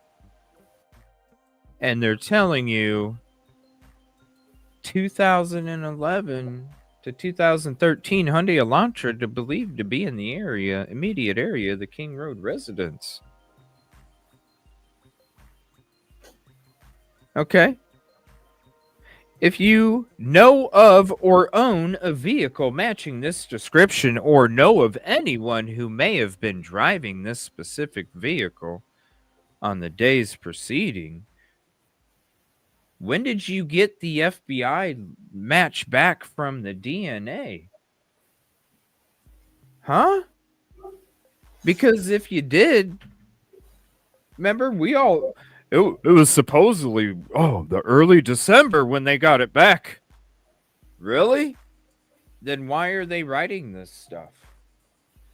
Why is Fry going on camera telling you? Now I'm going to show you guys I'm going to show you guys the statement that he made on December 29th. And it says the same stuff right here. And it's dated December 29th. And right there's a link to the video. So here, let me drop this link for this article so you can have it too. Again, if they were on to Koberger before the morning of December 29th, 2022, why did they write this in this statement? Because shouldn't it say 2015? Of course, yeah. It should. It should say 2015 in the immediate area. And why would you be asking about specific other vehicles? Or what do you mean? I thought BK was the only one. Why the day before are you asking for more information? Yeah. And it's also that they're saying that specific vehicle. It's not even like they're saying there's not even like room for a different year model. They're saying, like, by saying specific, it's reassuring you that they're sure. Mm-hmm. Yeah. And then Caddy brings up a great point too. Let me see here. And that's true too. Remember, it was like a good year, wasn't it, Caddy? Wasn't it like a year after BK's arrest, and that's when they finally took it down, like maybe 2 weeks? Oh, wait a minute, Caddy. Didn't they take that down after the house got demoed? What's up, Silky? Didn't they take that down after the house got demoed? I know Caddy will remember. She was with me from way back then. I think that's when it was. I think they finally took it down when they demoed the house, because it was like the middle of December or something, I think. Middle late. It was around that area. And I think maybe they took it down right before. It was somewhere around that time period. But yeah, they kept it up the whole time. We kept going to it, like, why do you still have this up here? Like, you already have your solo suspect. What are you talking about? And this right here, December 29th, why are you asking for more information? If you critical information, if you know of or own vehicle matching or know anyone, well then why? If he was already in your crosshairs before the morning of December 29th, well then why is that even in your press release? Why are you even putting that out? Makes absolutely no sense. This is let me see here. This is Fry telling you with his own words, like I told you. I'd like to give a quick update to the community. Starting Friday morning, we are going to be bringing in a professional cleaning crew to go to the residents and begin cleaning. Part of the reason we're doing that is because of the... See, they didn't cancel it because, they were going to arrest and they already had somebody in mind, right? No, they already had it scheduled before. Oh, okay. So it was like, I wonder how far in advance they would have scheduled it, because, I mean, from the time he was just a person of interest to the time he was supposed to be a suspect, wouldn't they want to... Like, I just feel like that's... Well, it would have to be a while. Think about it. Do you think Moscow... Okay, so when it came to my lodging, I had to stay 2 hours away because there was no lodging for me to stay in Moscow or Pullman. Like, that's how little lodging there is there. And I went during the 1-year anniversary, which there's parents weekend, so there's some parents, but there's not a lot of places to stay. Okay. There's not. So do you think that there's going to be a cleaning company in Moscow or Pullman that specializes in cleaning up biohazardous chemicals? I don't think so, because they probably wouldn't survive very long, because they might have one customer a year, right? Right. They probably got them from Spokane, Washington. Couple-hour drive. That's where I had to stay. Couple-hour drive south. They probably had to schedule at least a few days out, if not a couple weeks, because of what kind of specialty that they do. They're, it's biohazardous, I would imagine that would have to be scheduled a week or two minimum in advance, especially being in the middle of nowhere. What's up, Jeffrey? Shout out, buddy. When it comes to like the whole cleaning thing, right? This is the day before. This is the morning before Koberger was arrested. And this guy's sitting there. Yeah, we're gonna have a cleaning crew going out there. Do you no, because what happened? Ann Taylor shut it down because the defense is going to want to go through there. The defense is going to want to see the crime scene so they can prepare a case for their client. So this is something that is, and then again, you hear the 2011 to 2013, not the dude's car model. You hear, if you have any tips or you know any information, let us know. We're still looking. That. And then you put together the way that the investigation was, you put together the way the information was put out there to arrest this individual. And it's just thrown together. No wonder it was thrown together. That's why I'm trying to tell you guys that they didn't get BK in their head until that afternoon.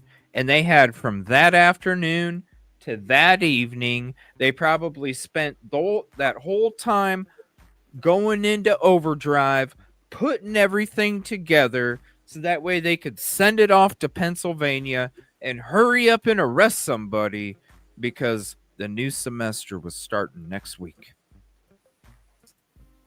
Yeah, that's the rush. I mean, it makes sense. They wouldn't say this stuff if they were on to BK. They wouldn't. And a professional cleaning crew to go to the residence and begin cleaning. Part of the reason we're doing that is because of the biohazards as well as chemicals that were used during the investigation. So there will be activity over at that residence on King Road, and we just want people to know about that. I'd like to update everybody on the amount of tips that we've received.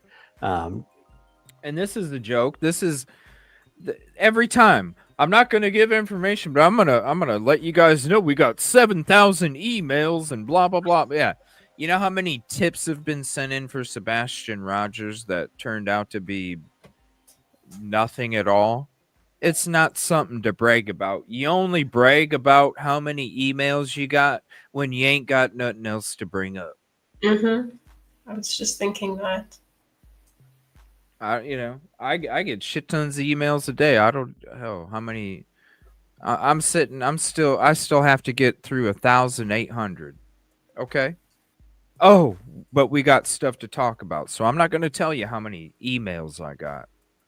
Number one, because we've received a lot more tips here recently, and we're continuing to investigate those and follow up on those.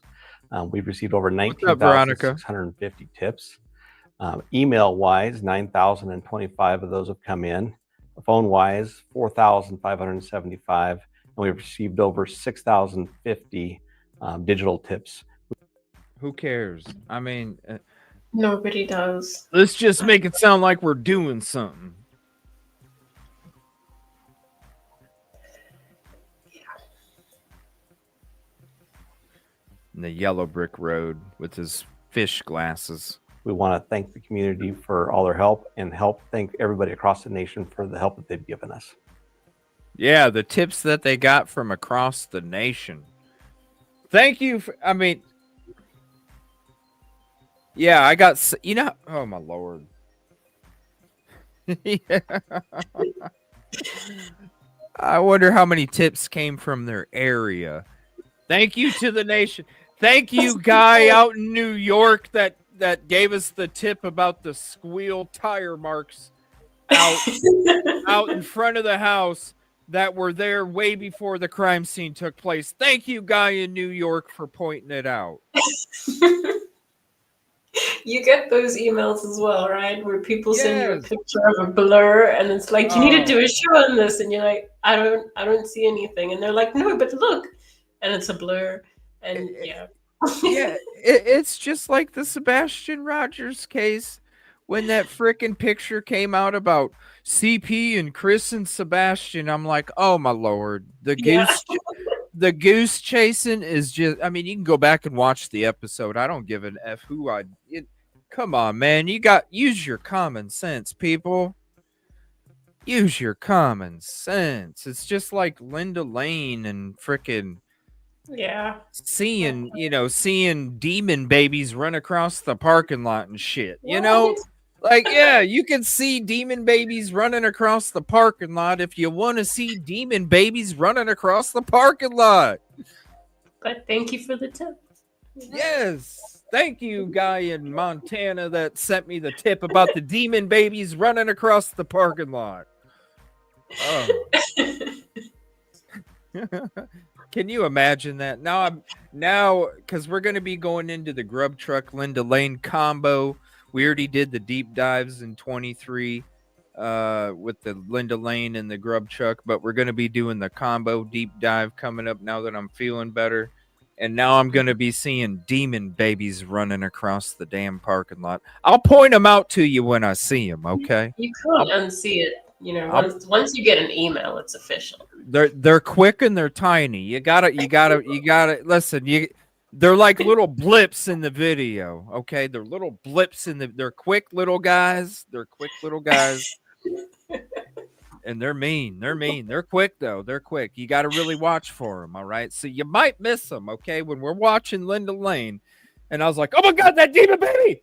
Listen, you might not see it, okay? I'm just giving you a heads up. You might don't feel bad. Don't feel bad. But I'll let you know. I'll let you know when the demon baby's running. All right. This is James Fry, Mr. Clip-On Tie. We also exposed that back in the beginning. This guy wears the same clip-on, and you'll notice it. I'm going to show you guys every December interview because just like this press release, I'm showing you they had no effing clue about Brian Kohberger until after the morning of December 29th, 2022. Okay. And you're going to see, we're going to go through, there's going to be a couple, lanyard, in there, but I got to include them as well. Okay. But most of them are going to be Fry. And look at Fry's clip-on tie, and it's a clip-on tie because you know how it is. You'll see it as we go through. But this is what you want to pay attention to, okay? See the fold in that tie. Can you see it? Here, here we go. All right, here, let me shrink it up. Can you see the fold in the tie? You see how it's skinny? It's skinny on the right side. See, right underneath the knot, okay? Right underneath the knot of the neck. See how it's got a skinny side, and then on the other side, if you're looking at how my finger really is, you see that part, it's fat on that side. Watch. Every single time you see him, it's the same freaking tie, and it's because you see some of his beard dandruff that's on the like seriously, you see the beard. I'm not trying to be mean. You see the beard dandruff on his tie, and it never moves through all these interviews. So it's his interview clip-on tie. It's whenever he's gonna be on camera, I gotta throw on the clip-on tie. Because look, if it was a real tie, you see the collar, right? You see how his collar's really sticking out on the front. Then if that tie was that thick going around your neck where it made your collar come out like that at the edge, that means the side of your neck. You see how tight it is against the side of his. Yeah. You would see the bulge coming out from the tie that's going around your neck. There's so many signs that this is a clip-on tie. But watch, it's always folded the same. But more importantly, though, not just the tie. Listen to the words. Listen how there's no information. Listen how they're looking for the same stuff the whole time. And listen to them only brag about tips, and that's it. And how it's their investigation. This is December 6th. We're going to go through the whole month. Here we go. Describe what is happening at the residence tomorrow. Yeah, tomorrow, me and my command team and other individuals will be going in to box up personal belongings of the people that live there. And we're going to be getting that those items back to the families. It's time for us to get those things back that really mean something to those families, and hopefully to help with some of their healing. Why do you personally want to be involved in collecting these possessions? We have a lot of investigators investigating, and I'm not tied into the investigation side of it where I'm physically interviewing people, and it's important to me. It's important for us as a department to go in and take care of the families and get the items for them, so that they can have some of those back, and some of those memories back that are fond memories. And I'm a dad. I understand the the meaning behind some of those things. It may be something that we gave one of our children or something, and we're just trying to bring some of that healing. As people learn about this stage of the investigation, what do you want to say about where you're at with the investigation? We're at that point in the investigation where we're still gathering information. We're still gathering. We don't have anything yet. And Go ahead. Sorry. No, it's just that at the point where you're gathering information is not the point where you're supposed to be gathering things to give them back. That's not the same point. Those are different points. This is right around the Oregon car bus too. They were so excited to send that team to go look at the Oregon car, and then they were so depressed when they got back. Shucks, guys. When honestly, come on, if anybody's been studying this stuff from the beginning, I'm going to tell you right now, the Oregon car was a more promising lead than the lead that they ended up going with. Let's be honest. Mm-hmm. The Oregon car, the connections. Yeah. Connections to Moscow. Hello. A lot of connections when you start looking into that Oregon car. Oh my gosh, there's a lot of connections. Tips, we're still gathering evidence. We're still doing everything we need to do. But there also comes a point in time when still coming in. The family needs to have those belongings back, the ones that we can get them back. They've asked for some of those things back. So we're ready to take care of that for them. First, start by explaining. Okay, this is 12/8/2022. Look here. It might be kind of hard to see, but you can really see the beard dandruff on his tie right here. I couldn't see it so clearly, but no. Here, let me. Here, I'll share. Describe what it's. Here, I'll share the links. Do you want me to drop it in the back chat? Yeah. I should take pictures of it. Here, Yeah. this is for you guys. That's the link to the first one, and you can see it. I mean, and I'll drop the link for each one. So that was December 6th. This one's December 8th, and I'll drop this link for you guys too. You can see it's the same damn thing. Same damn thing. First, start by explaining why this search for this white vehicle. So December 8th. We have information of a white vehicle that was in the area, either during the time frame of the homicide or around the time frame of the homicide, and we are either they got video. It was during or either around. Well, which is it, bro? It's December 8th. That's a good picture right there. I need to get a. That's a good picture right there. Mm-hmm. It is. Hold on. Yeah, I also don't like that word either in there. I also heard that. I need that. That's a good picture. That's a good picture. Hold on 1 minute. Yeah, it's either or. You know what I'm saying? It's either or. You cover all bases. It's either or.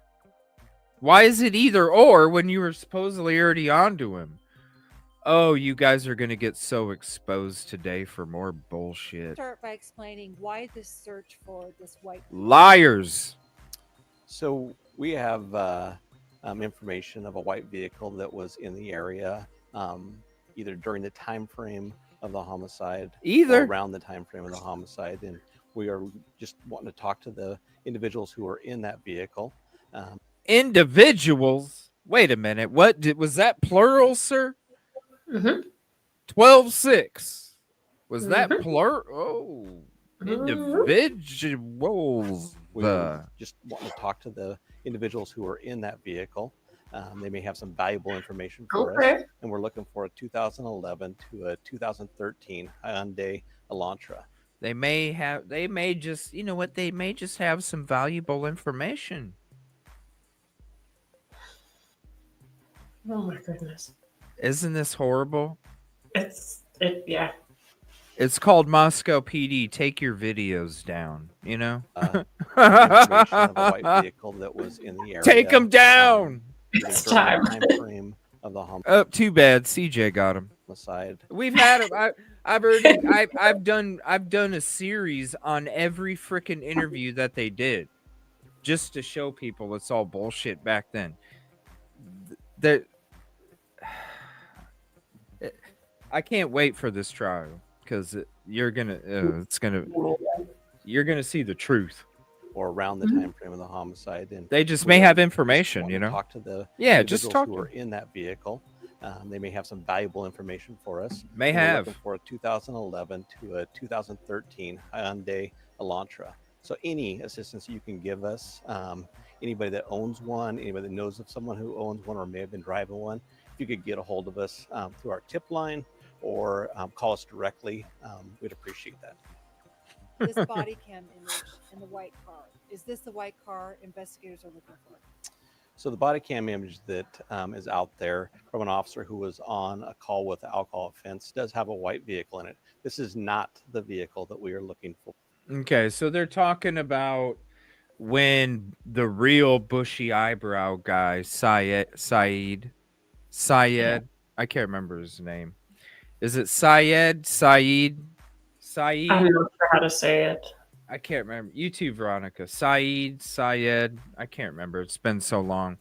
Now that guy's got some bushy ass eyebrows, yo. The guy that, you know, came running up to the officer.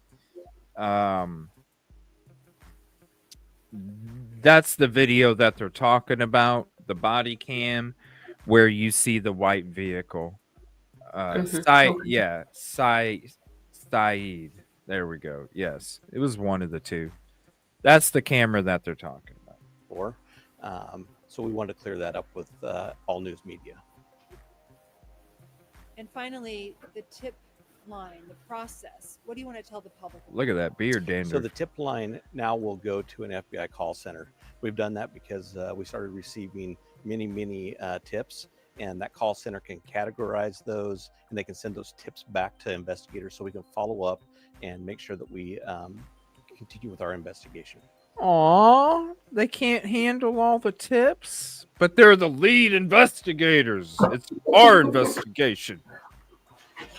I feel like they're just not used to getting that much communication, and like he's almost kind of excited. Like so many people are talking to us.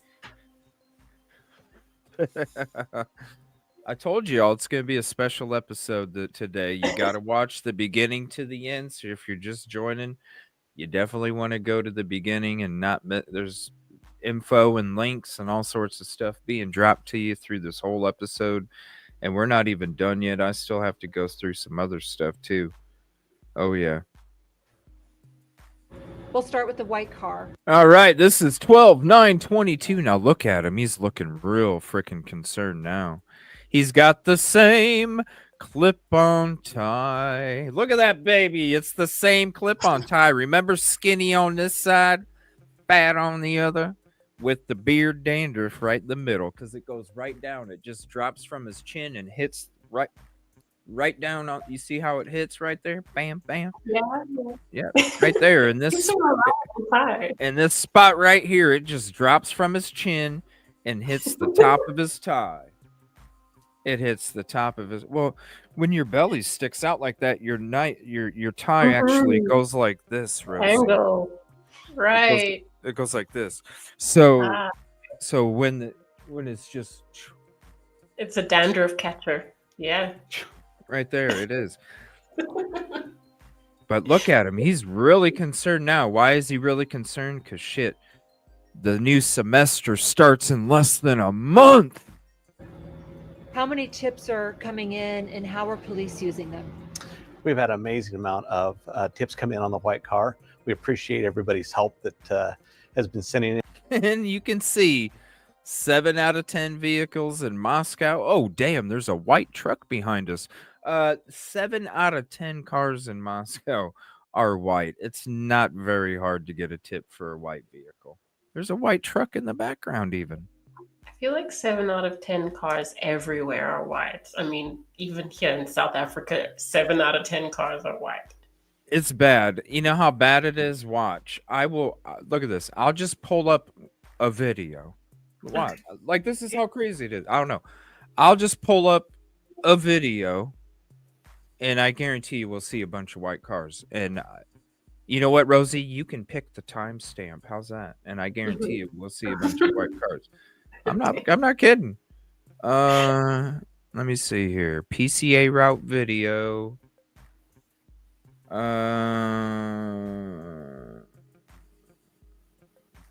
Okay, we'll go to let me see this. We'll go to a daytime video now. Let me see. How long is this video? Okay. Oh, hold on. Nope. I gotta go to that's part of the I need to go to a different video. Hold on. Let's see. 28. Here we go. I'll go hold on. 49 50 51 I'm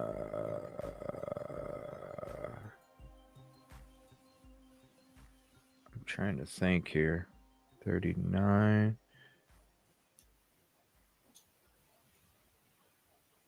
40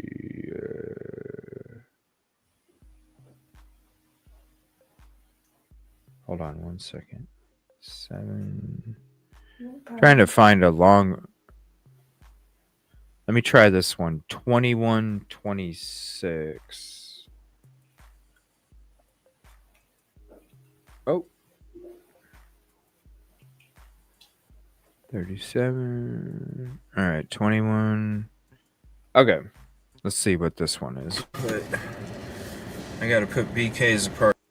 All right, so let's see how long this video is. This video is 21 minutes. Oh wait, I'm going back roads. Oh, here, I'll just play this. Yeah, go from here. Here, let me see. We'll go here. I'll just play it. I don't know where I'm at. That's fine. There's already 2 white ones. Look, white. There's 2 whites in front of us that parked. I lost count already. There's a white truck again.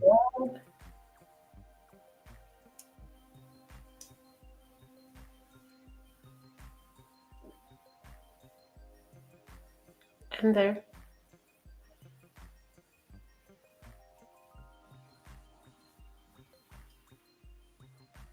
Trying to find like in the city. Here, let me get around this bus.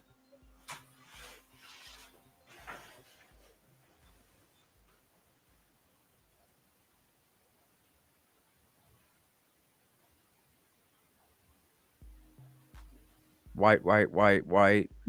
Yep. White on the right. White on the left. White on the right. White on the left. White on the left again. White on the left again. White on the right. White on the left. White ahead. People who are tuning in now are going to be so worried about you. White. I mean, oh, there's a white car that pulled in front of us. I mean, come on, people.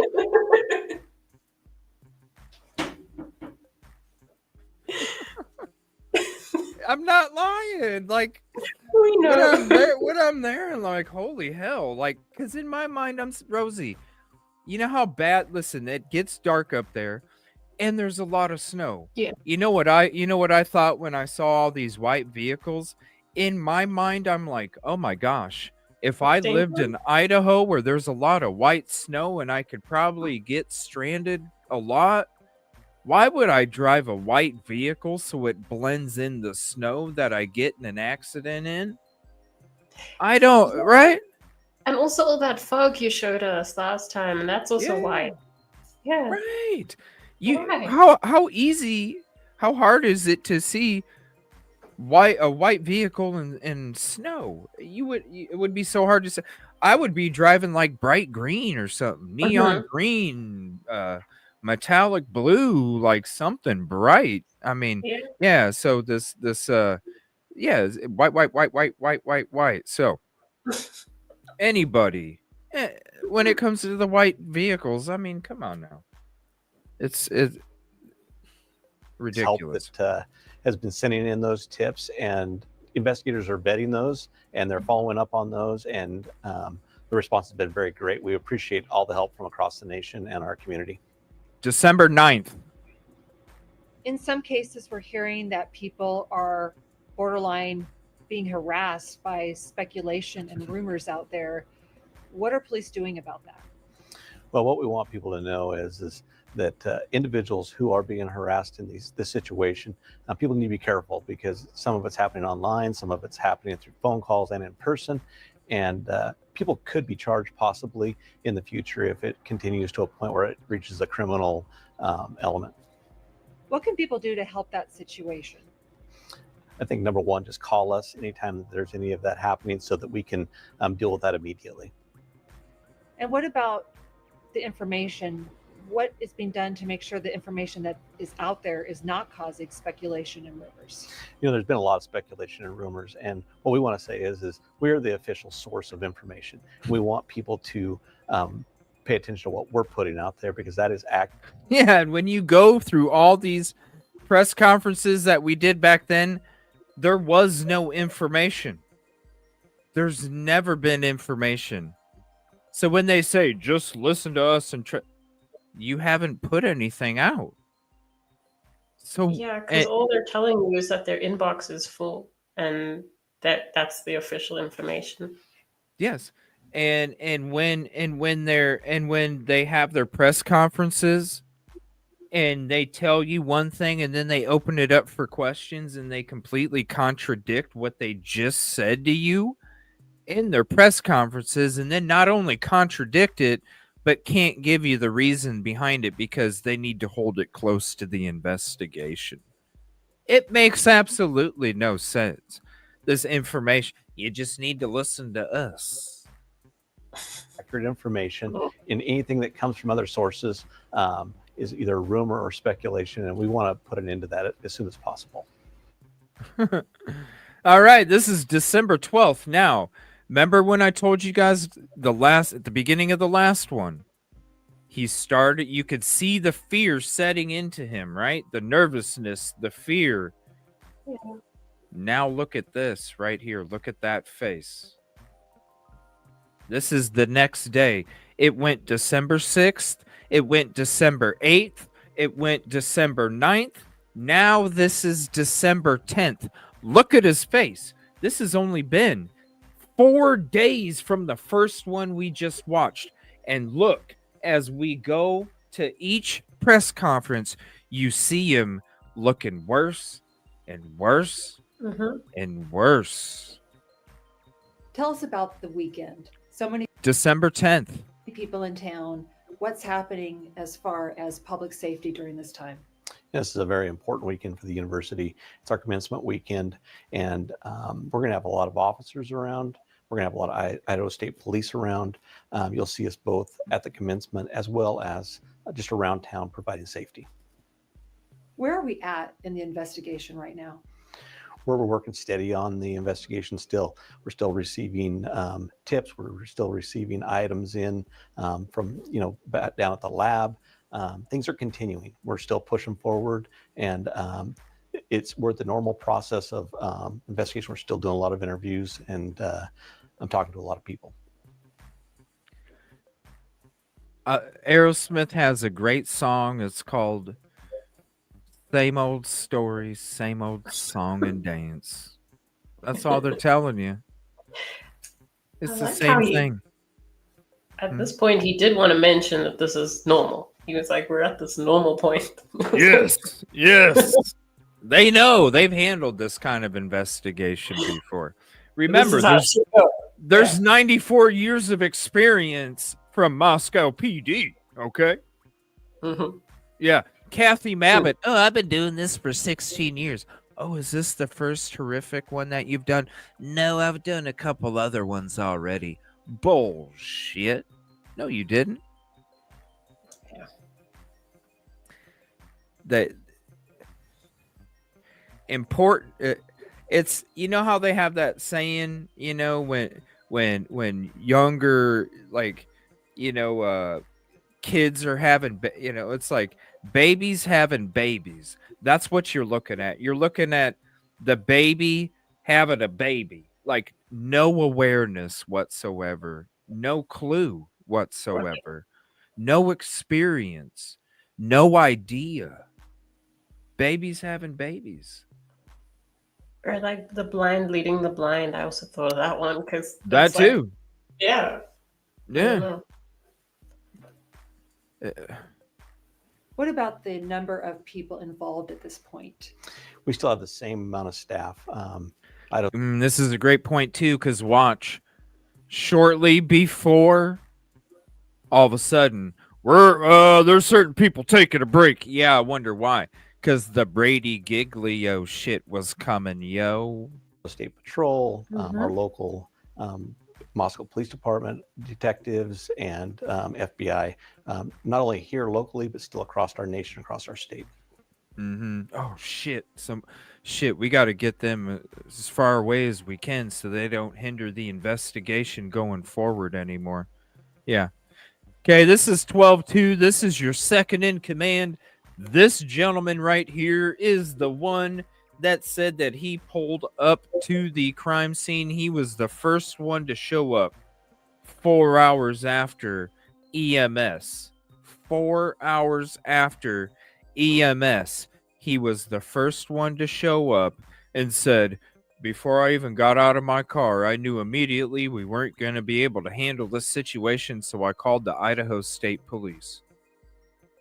How did you know you weren't going to be able to handle the situation? Good morning. My name is Roger Lanier. I'm a captain with the Moscow 12-2. Police Department. I'm in charge of the operations division. And today is Number December 2, 12th, Monday. And I want to give you an update on the King Road homicide investigations, at least the information that we have to this point. Over the weekend, investigators still continued to sort through numerous tips, calls, and online tips in regard to this investigation. There's been a lot of questions about the white car that we've been interested in. We're looking for that car because we believe through our investigation that that car was in the area during the time of the murders. And we also believe that the occupant or occupants may have seen something. They may not know they have seen something. So we specifically want to talk to them. And remember, they were supposedly onto Koberger way before 212. Occupants want to know who they are and what they might know or might be able to contribute to the investigation. Over the weekend, investigators have sorted through and prioritized. Thank you, Pam. Appreciate you. Member for 7 months that came in earlier and we've been working on.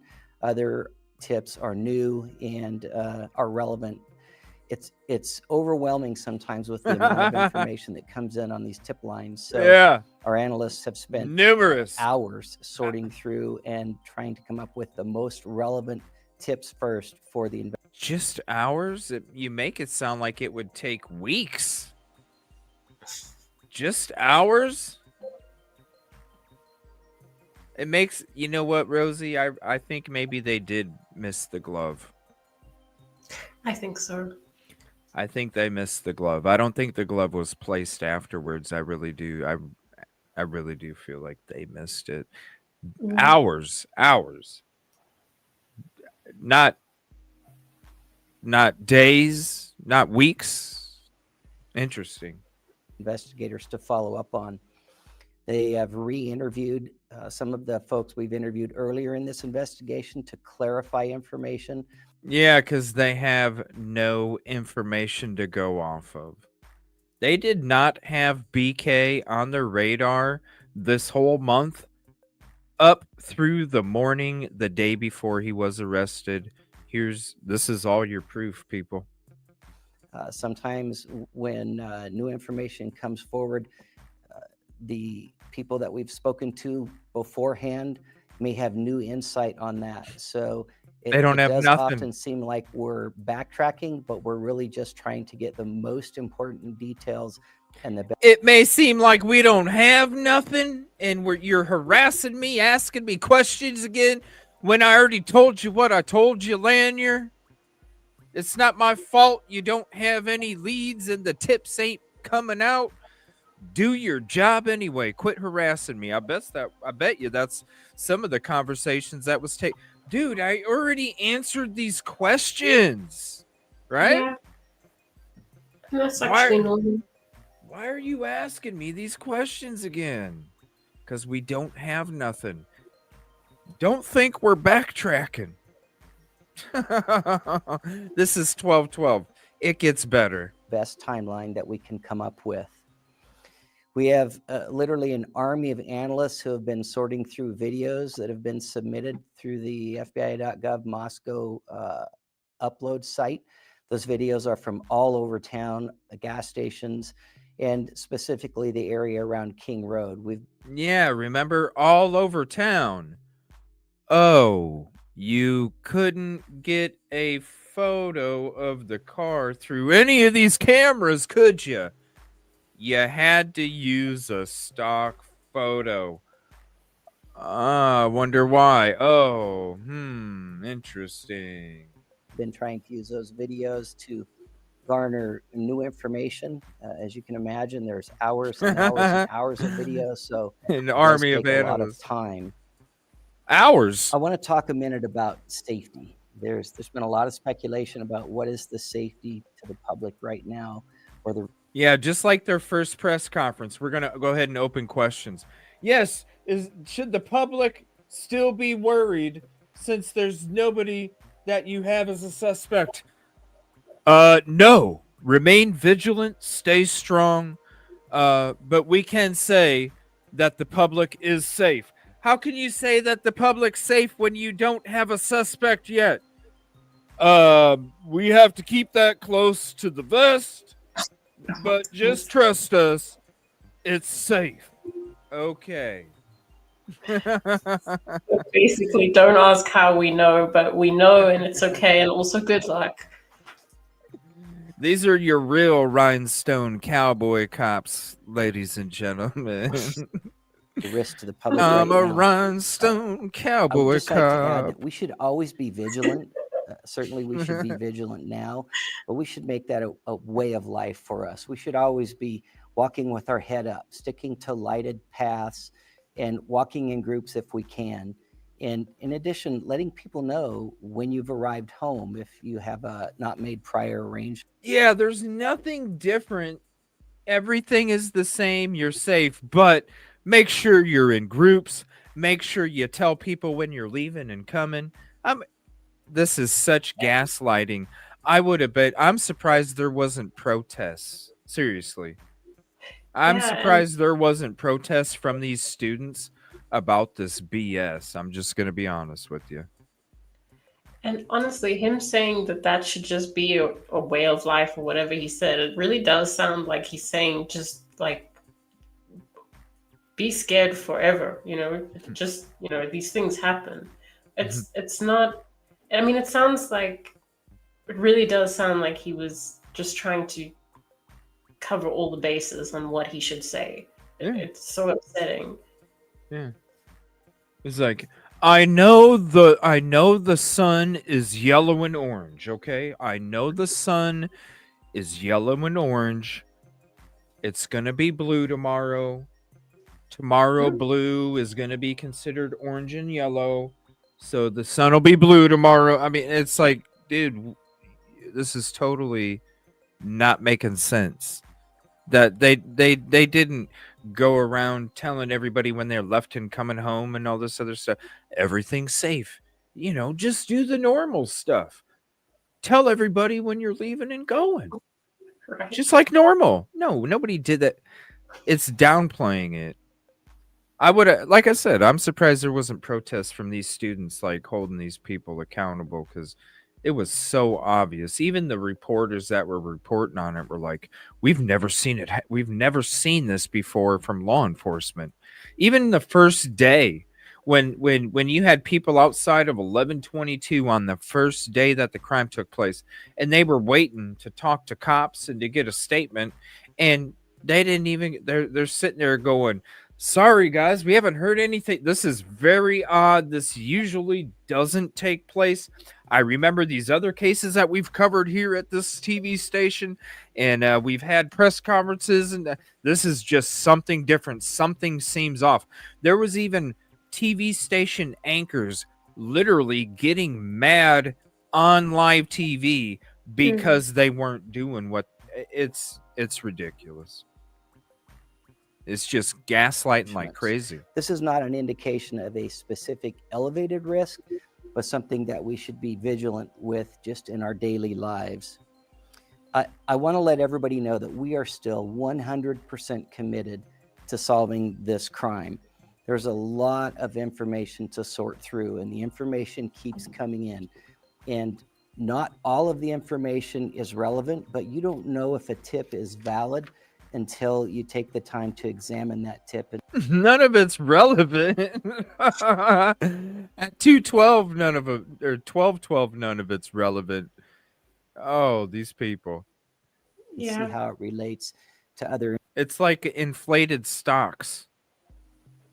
You know, yeah, my stock is worth $76.87, but really it's worth like, 32 or something. I mean, it's inflation. It's manipulation. It's blowing out of proportion. Just like what they did with what they're telling people that, "Oh, we got so much, it's a slam dunk." But where's the beef? I don't see it. It's the same practice. Even the PCA is like that. It's like there's actually nothing in there. No, you got so much. Where's it at? Where's it at? This guy, I just can't stand. Like, dude, you're second in command, and what's that character? Puss in Boots? Yeah, he's a Puss in Boots, is what he is. I knew right away we wouldn't be able to handle it. Get your ass out there and get some and show up on fucking time too, instead of 4 hours late, man. Takes you 3 minutes to get across town from one side to the other, and it takes you 4 hours. Those poor souls had to lay there for 4 more freaking hours just for you to show up. Their bodies. So disrespectful, man. They had to sit there in that position for 4 more hours because of you. Get your ass up and do information What's up, Dre? that you might have. We have teams in Moscow, Salt Lake City, and in Virginia, as well as other locations across the country. And we're prepared to do interviews and follow up on information at any point, anywhere. The ISP and FBI investigators, along with the Moscow Police Department investigators, includes dozens of analysts, tip line operators, and others, and they're working around the clock 7 days a week to sort through the volumes of information. MPD has detectives, support personnel, and a communications team to try to keep everything together, but it is still a daunting task. The FBI, their investigators are ready at a moment's notice at any place in the country to go conduct an interview should the tips and leads take us there. And the Idaho State Police has, besides working on the investigation, had several uniformed troopers in the area to help with safety concerns around the city and on the University of Idaho campus. And just a quick reminder, please stick to official news releases for information. Tracking down rumors and quelling rumors about specific individuals or specific events that may or may not have happened is a huge distraction for investigators, and oftentimes is the result of social media propagation. And it is very, very frustrating to investigators and hard to stay on track. Finally, I just want to add that we do have a lot of information, and we are specifically keeping that information safe. We're not releasing specific details because we do not want to compromise this investigation. It's what we must do. We owe that to the families, and we owe that to the victims. We want more than just an arrest. We want a conviction. We owe that justice to Xana, Kaylee, Madison, and Ethan. And finally, I would just like to remind anybody with information, you can call the tip line at 208-883-7180. And that is directly to the tip line office in the FBI. There's been some frustration about having to wade through the tip line, but remember, this is not the only investigation in the country. So please be patient. We want that information. Anything. It's like Judge John Judge. It's like JJJ sitting there fumbling through his papers going, sorry, you guys, you know I work on other cases too. Mm-hmm. You guys got to understand, this is not the only investigation going on. Oh my gosh. This dude. Yeah. I mean, he's also kind of saying he doesn't want tips, but he wants the tips because he's been told he wants the tips, but he doesn't want any, like, he never wants to see another tip, but they say he has to get more tips. Yeah, they want more tips because they don't have anything. You know, they're not. Yeah. We don't want you guys to think we're backtracking in the investigation. We're just asking you again because we need to clarify. Okay. A month later, you probably already talked. It's like, come on, man, you already talked to me 9 times now, dude. What else do you need to ask? Well, we just need to know. Are you sure you haven't seen anything else? Yeah. They don't have nothing. You'll see. Could break this open for us. And then also the email tip line is tipline. Yeah. So here's the next one. This will be 12/13. This is the very next day. This is Lanier again. Talk about the first time you heard about what happened. How did you react? What were your first steps as an investigator? And watch him swallow and blink, okay? Watch him swallow and blink. First time you heard about what happened. How did you react? What were your first steps? Inexperience, people. Yeah, well, it was hard. I got called at home. It was on a Sunday afternoon, and it took me a second. I really had to think about what I had just heard. 4 murders in Moscow, Idaho.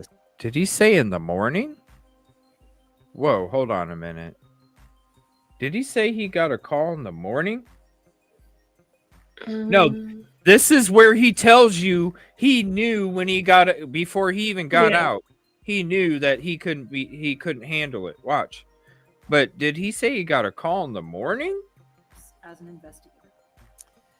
Yeah, well, it was hard. I got called at home. It was on a Sunday afternoon. Oh, Sunday afternoon. And it took me a second. I really had to think about what I... Okay, afternoon like 12 p.m. or afternoon like 4 p.m. when you showed up?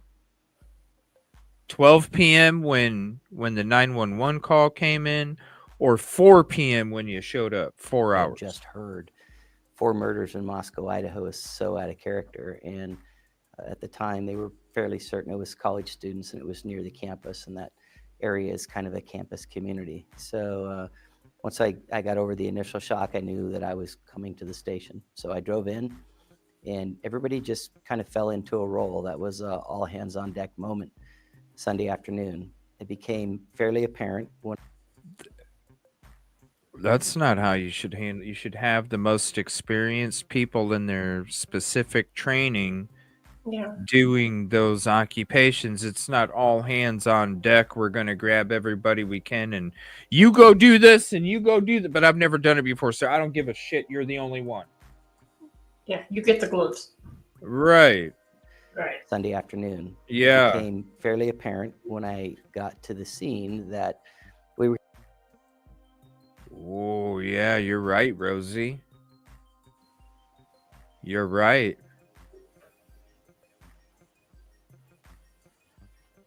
Going to need resources outside of just what the Moscow Police Department could provide.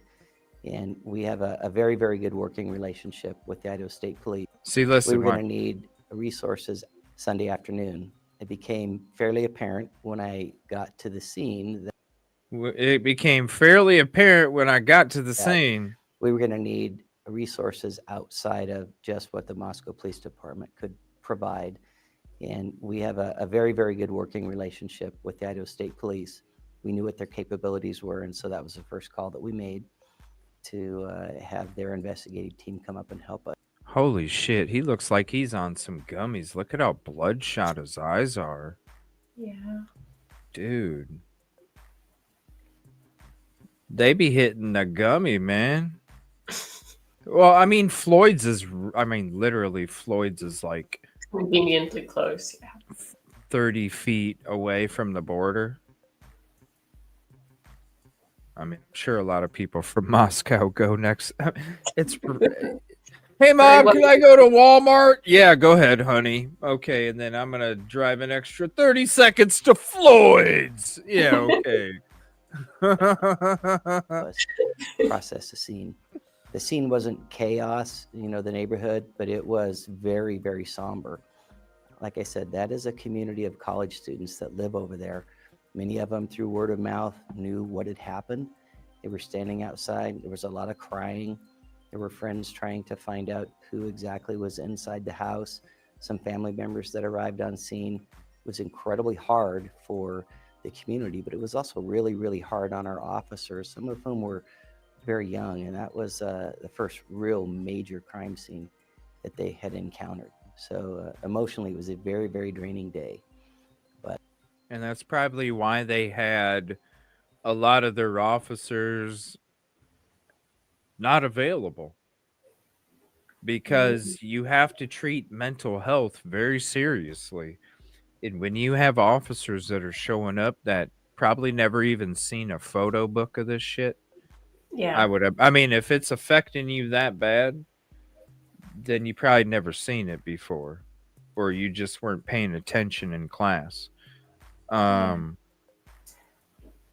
find it kind of interesting how he wants to say the scene was not chaos. Like,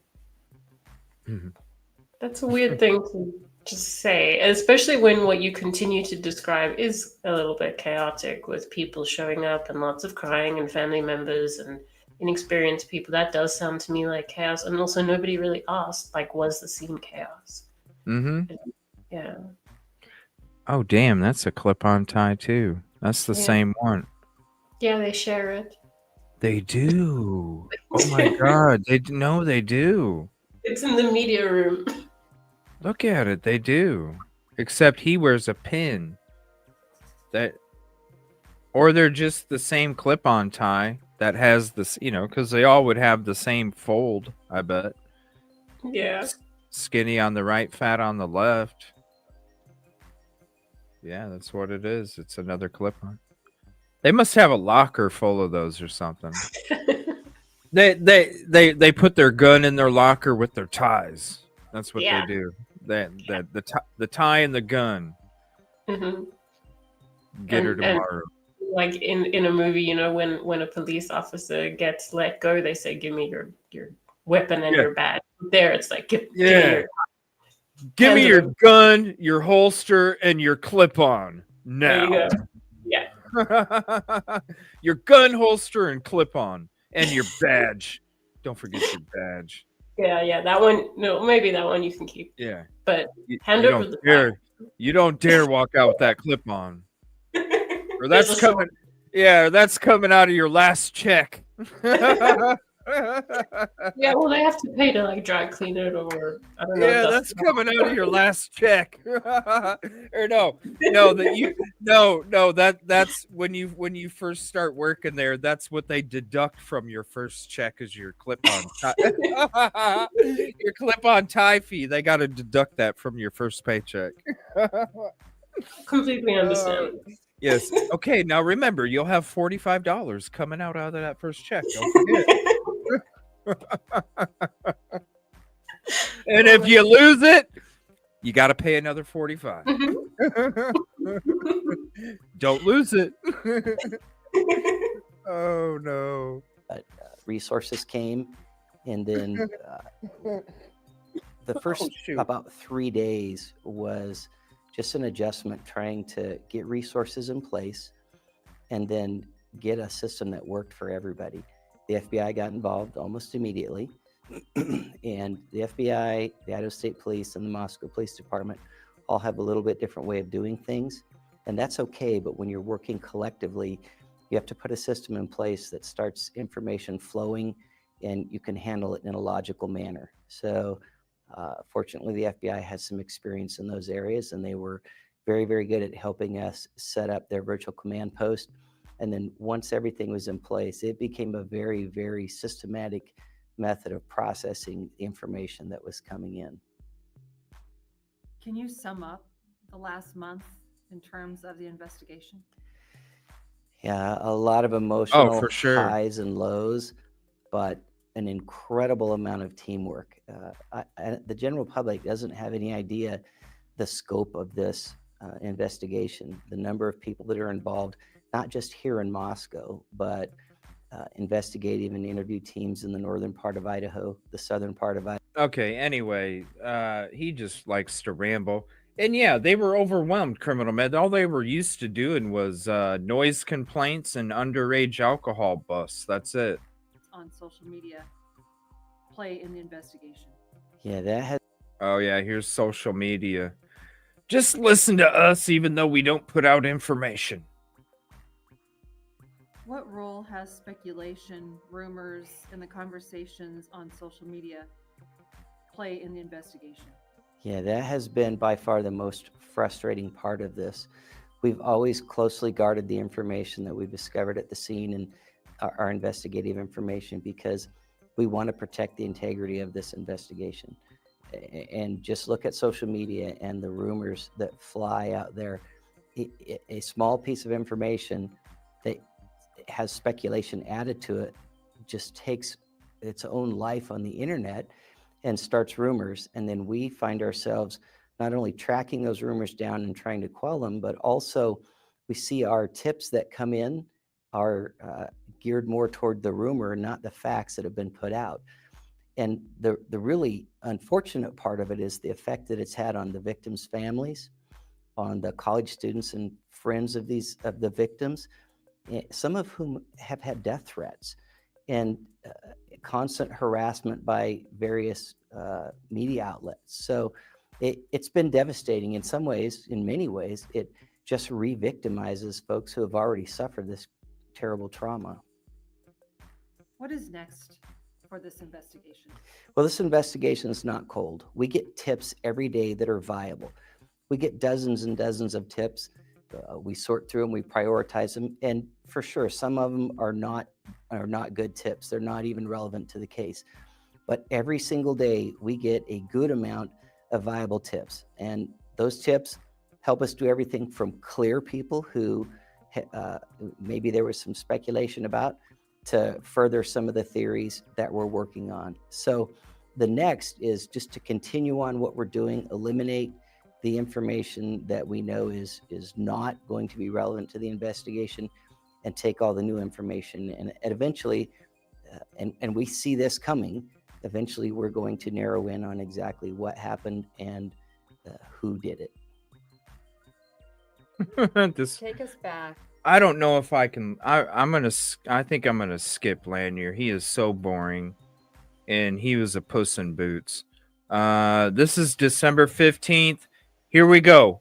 Hyundai Elantra update. Okay. No, we are going to listen to this one. We are. This is an update with the 2011 2013, December 15th. When investigators first started asking for video, what sources were you asking to get video from? Well, we started looking for video the day of the crime. Officers on scene, before I even arrived, had identified certain residences in the area that had video cameras.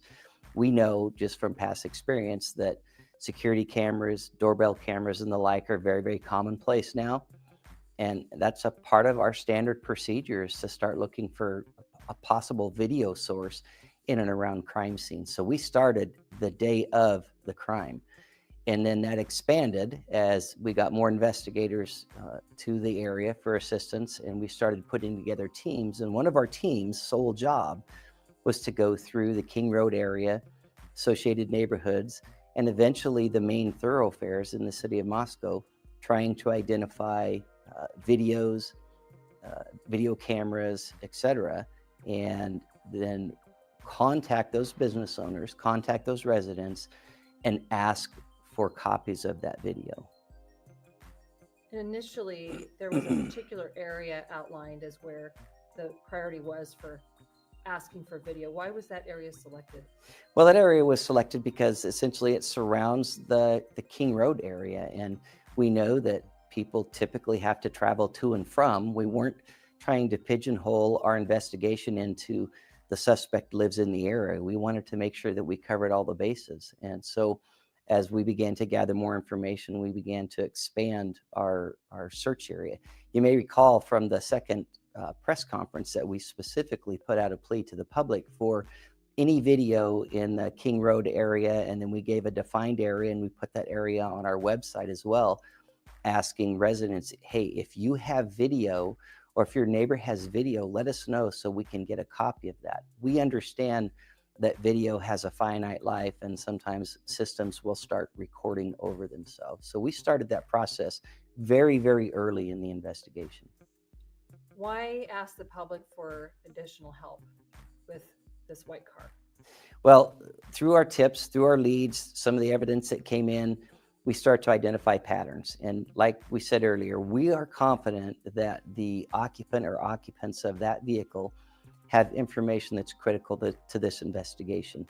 We also understand that even though there's sometimes a fascination with a particular case, some people simply don't see the news and may not know that we're looking for it. So if we get the word out there, hey, maybe your neighbor has one in the garage that they don't drive very often. Maybe there's one that's just not on the registration database. Let us know. So far, we have a list of approximately 22,000 registered white Hyundai Elantras that fit into our criteria that we're sorting through. That's an awful lot of information, but it may not be all of them. So December 15th, still not on to Coburger, right? As we continue. Students are returning home for winter. Oh my gosh, look at him. He's beat down now. This is just 10 days after the first one we started to watch. Yeah. Look He's even at him. lost weight. Look at him. Look at the bags under his eyes. Look at how exhausted he is. And nervous because time is counting down. Winter break. Does that Just present December 16th. challenges for the investigation? I think it's always a little bit of a challenge. We went through this, right after Thanksgiving and all that, but we Same have time. investigators all across the nation. We have investigators all across the state with the state police and the FBI. So we'll adapt to that, and we'll continue to do our investigation. What about investigators? Can they keep up this investigative pace over the holidays? We will continue to keep up this pace. We're giving individuals time off when they need it. We're augmenting other people into those spots so that the Because somebody fucked up and you realized it and you're nervous. investigation continues, but we're not going to stop investigating this. What kind of progress has been made regarding the search for information about the white Hyundai Elantra? We have looked at massive amounts of video footage, especially in the critical camera areas. And we looked at the 24 hours prior to and 24 hours after of those. And now we're extending that out even further to other cameras and other time frames. What kind of manpower does it take to really deal with all of the video coming in and the tips? We have massive amounts of people looking at this. Multiple different groups looking at the different videos in different locations, just because we have investigators all across the nation that are reviewing these videos for us and sending us back information on that. Where are we at with the number of tips that have come in and leads? We've had right around 10,000 tips come in. We're reviewing all those tips. We're checking. Okay, looks a little better. Now, this interview right here, I want you guys to pay attention. These questions, you can tell, these questions were written by him, and these are the questions he wanted her to ask him. Watch, listen to the questions, listen to his responses. This was obviously a planned interview. Where are we at with the number of tips that have come in and leads? We've had right around 10,000 tips come in. We're reviewing all those tips. We're checking to ensure that we have individuals who look at those tips and any piece of evidence that they can link to this case, they're doing so. What about the video evidence? How is that reviewed? What do you do with it? So we have a special team of individuals who are skilled at watching videos, collecting evidence and information out of those videos and linking them together so that we can tie every piece together for this investigation. What do you have for an update about the white Hyundai Elantra? We have many tips that have come in on the 2011 to the 2013 Hyundai Elantra. But what we're asking is anybody else who still hasn't sent in a tip, if you own one or if you know somebody who was driving one the day before or the day after, to please send that tip in. What about the holidays? What does that mean? See how rushed it is? All the people working on it. That does not change anything for us. We're going to continue to push through the holidays. We have a team that will continue to do the investigation and work on that as we move through the holidays. And finally, why is it important to keep video digital submissions part of the investigation as it's sorted through? Well, as our individuals are sorting through that, all that information could be one key piece for this investigation. So they're reviewing all that, they're looking at that, and they're looking for any keys that What's up, tie Doc? together any specific investigative pieces that we need to solve this case. Planned interview. All right, 12:20. So I know there's been some questions about the leadership in this investigation. What I want people to know is this is a Moscow Police Department investigation. We're utilizing the resources. Oh, yeah, listen to this.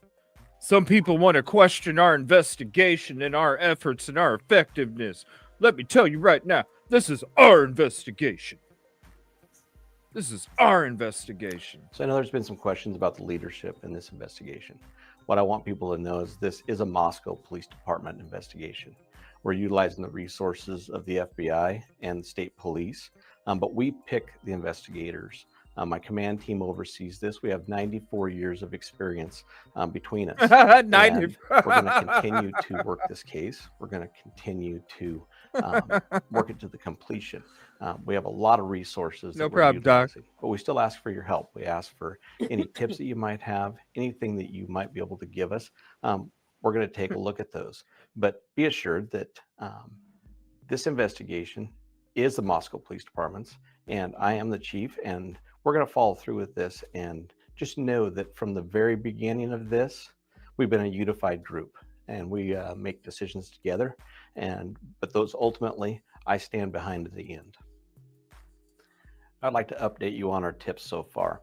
We've received 7,600 email tips. We've received 4,300 phone tips. Oh my We've received God. 4,500 digital tips. All of this helps build the picture that we're trying to put together here to solve this case. What we want you to know is we appreciate all your help. We appreciate everything that you've done, but we're asking that if you have anything additional, please just send it to us through our tip line or through our email tip line. Because we still don't have anything, and we want to tell you all the tips that we got to make it look like we have a whole bunch of information, But remember, Lanier was telling you the truth. Even though we haven't gotten anything out of the tips that we've received, please keep sending them in. Oh, man. All right, here's the next one. Trust me. I'm going to show you guys the reason I'm showing all these, and I'm going to piggyback back to the 1229 statement because I want to show you all that they did not have Koberger in their sights until the afternoon of December 29th, 2022, the day before they arrested him. We appreciate that. We're actually doing pretty good. We've given people time off. All right, so this one here, I have to click on this. This is December 28th. December 28th, and listen to what they're still saying. You're going to tell me they have Koberger in their sights today? I don't think so. We've adjusted, so we always have people here working on the I don't case, think but, so. We've taken some time to spend with our families. And I know that it's been probably incredibly difficult. So can you tell me a little bit about what officers are handling emotionally with this case? You know, I think all these cases that any law enforcement goes on are emotional, but you know, we've brought in counselors and helped officers work through that, and we brought in peer support teams to also give support, and we'll continue to do that as we need to. But all in all, the officers are doing really well. That's good. Can we talk a little bit about some of the national attention this case has gotten, and specifically kind of the social media aspect and a lot of, I would say, like armchair detectives. Sure. How has that been in trying to do the real police work when you're getting all of that sort of attention? It's new, you know, we're not used to the national attention quite this big, especially with news crews coming to town and whatnot. But, you know, we brought in a PIO team that's helped us out immensely to deal with just the large amount of requests to do interviews. The online stuff, you know, that's going to happen, right? I mean, that's just the day and age we're in. There's a lot of people who are sending us tips and stuff through that. And we're going to look into all those as well. So some of it's very useful. Some of it can be distracting, but we're filtering through that, and we're managing that. And the investigators are using the information that's good to continue on with that. Yeah. Do you mind if you move that mic down a little Nope, bit? that's It's fine. just kind of rubbing. Is that okay? Yep. Okay. You said it's been kind of distracting. I'm sure that as you're trying to parse I don't want to say there's good tips and bad tips because I'm Right. sure you're running Right. them all out, but as you're trying to parse through all that information, you said it can be distracting and it's probably a lot of extra work. Yeah, you know, we've had over 17,000 tips come in, and we have 17,000 they're up to now, Rosie. Yep. Over What's up? 17,000. What's up, Tiffany? 17,000 now. Damn, it just keeps climbing and climbing and climbing and climbing and climbing and climbing. But it's 1228. Does it sound like they're on to Koberger? No.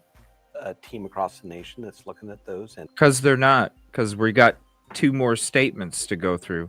and pulling stuff that's good, but we want people to continue to even any tip that there is, even if they don't think it's a valuable tip, we want those because we'll determine whether they're valuable to us, and people may not think that they're valuable, but we still want that stuff to come in to us so that we can look at it and decide if it fits our case or not.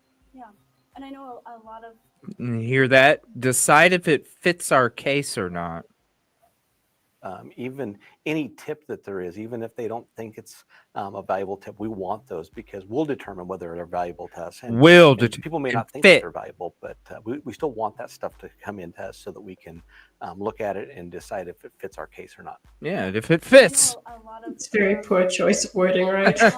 Right? Yeah. don't think is pertinent to the case. Maybe you saw something that you don't know is the key, but maybe detectives and law enforcement know that that's Yep. the thing they need. That's exactly right, and that's why we've asked people, with any pictures from that night or any video, to send it to us, send it to our tip line. We'll determine whether that's valuable or not, and we have like I said, a team that's looking at all that and bringing things together so that we can paint that picture. And I know we have a defamation lawsuit going on, and that's probably kind of beyond the scope of what you guys are focused on. But it kind of highlights the national attention of the case and kind of just the, I guess, messiness of the case and what's going on. Can you talk a little bit more about that? And I just learned about that this morning on the news, and I think I read it in the paper over the weekend. That has to do with the university and the professor, and we're focused on this homicide right now. So that's what we're going to continue to focus on. Yeah, we don't want to upset Daddy and speak out of line. So we're just going to let him answer for himself, because it really is Daddy that's running that. Because remember, he was the one that sent the crisis team out to the sororities and frats hours before law enforcement even showed up. Tiffany, $10 super chat. Thank you so much, CJ. Keep doing what you're doing. Bryson signed to Midland University, Nebraska. Full ride. Damn, mama. Thanks for all the football mom pep talk, CJ. Damn, mama. Scream up and shout. Congratulations to your baby. That's awesome. That's awesome. Shout out. Thank That you really so much. is. Shout Well done. out. Yeah. Full ride too. Yeah.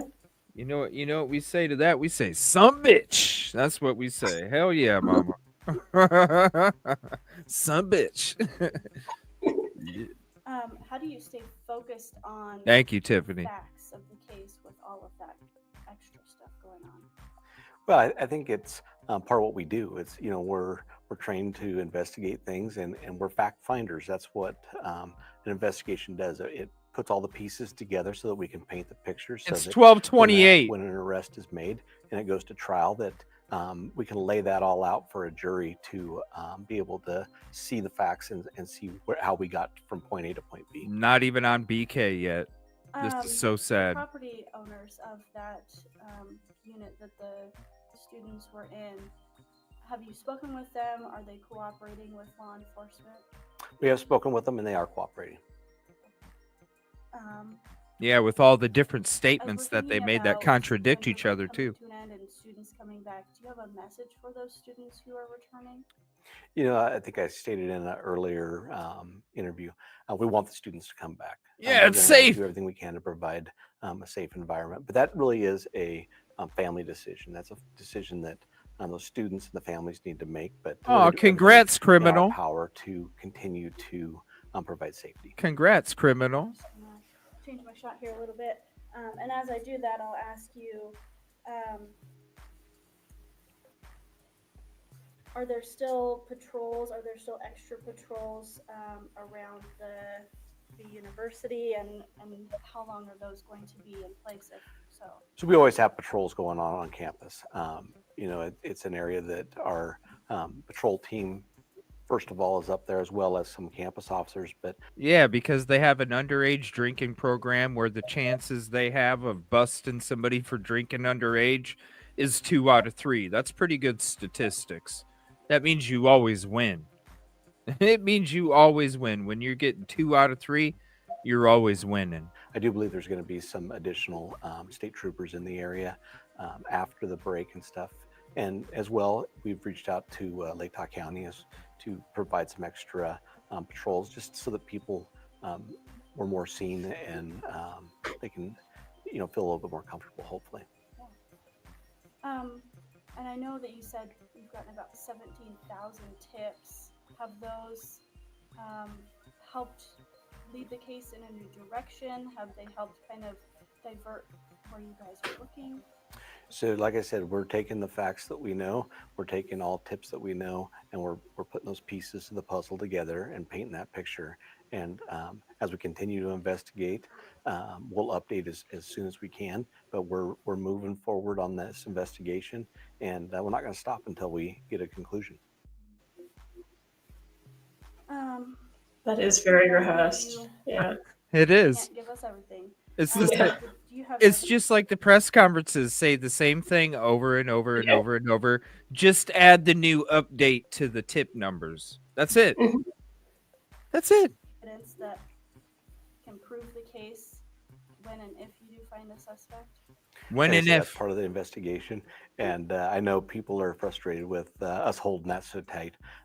But when we can provide any updated information, we will. I can guarantee you that. Can you kind of explain to people who may not understand or may have that frustration of why aren't they telling us more, why you hold back some information? Well, you always hold back information on any case that you work, but one this big, you hold back because you want to have an unbiased jury pool. And it's not just about today, it's about in a year from now or whenever we make an arrest and go to trial.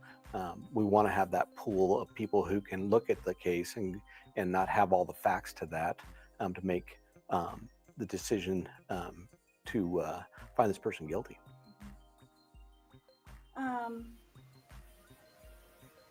What's the timeline on DNA or lab results? That's a good question. That has everything to do with the lab and how long they take to do what they do. And we don't want to rush that, right? We want to ensure that we're taking our time to get all that right. So we're just waiting for them. It's kind of we have to be patient too. We would love to have all that information immediately, but like I've told people, you know, real life and the movies are a little bit different. And you know, the movies at the end of the hour, they have all that information. We don't get that quite that fast, but we're going to be patient for that. Yeah, the CSI effect, right? Yes. Everybody's thinking that, you know, it's so quick, and it's definitely not that. And I understand if you can't tell me, but This is 2 days before they arrest him. Like I said, I can't answer that question, but we've collected a lot of evidence and we're looking into every aspect of it. And I know there's been funding from the governor to aid in the investigation. So, Oh, yeah. money being used? That's still ongoing, and that's actually at a level a little bit of me. I just Yeah, you know how much they got? How much? Well, back then, 2 million. Really? 2 million. They got 2 million. That's insane. Yeah. 2 million. Yeah. Yeah. From the government. Oh, Ain't that nuts?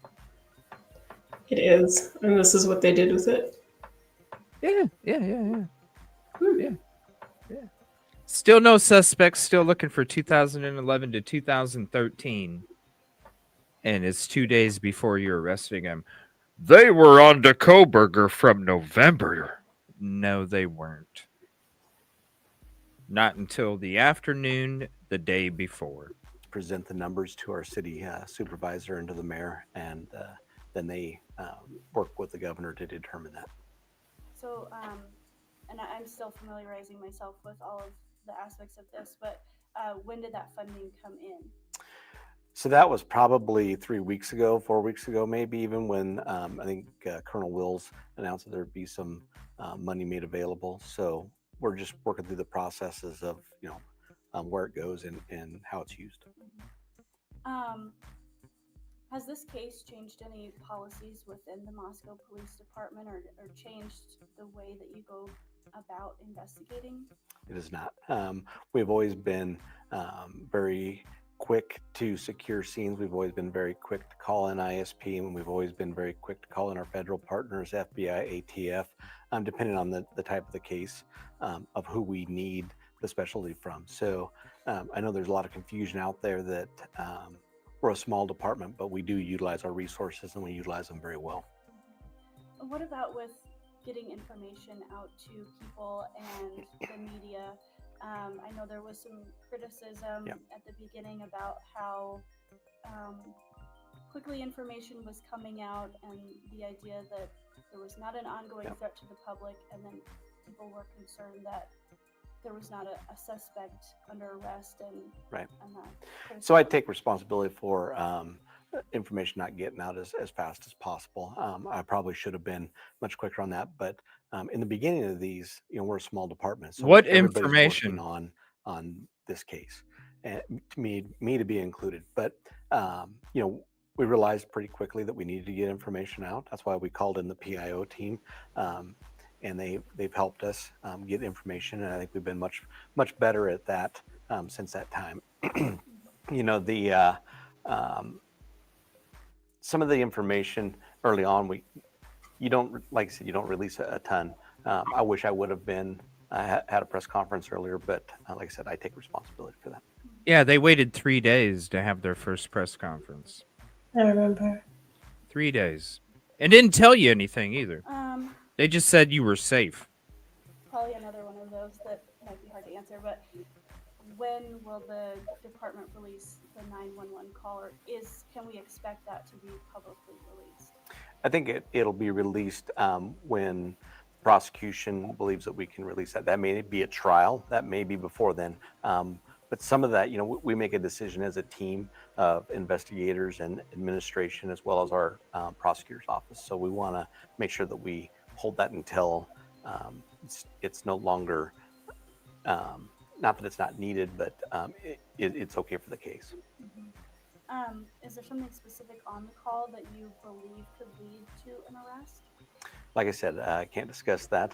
It's part of the investigation, but as soon as we can release that information, we will. And I think this may be the last question. We know that at least one victim's family has hired a private detective. Have you spoken with that detective or the private investigator? Are you What's up, Yoli?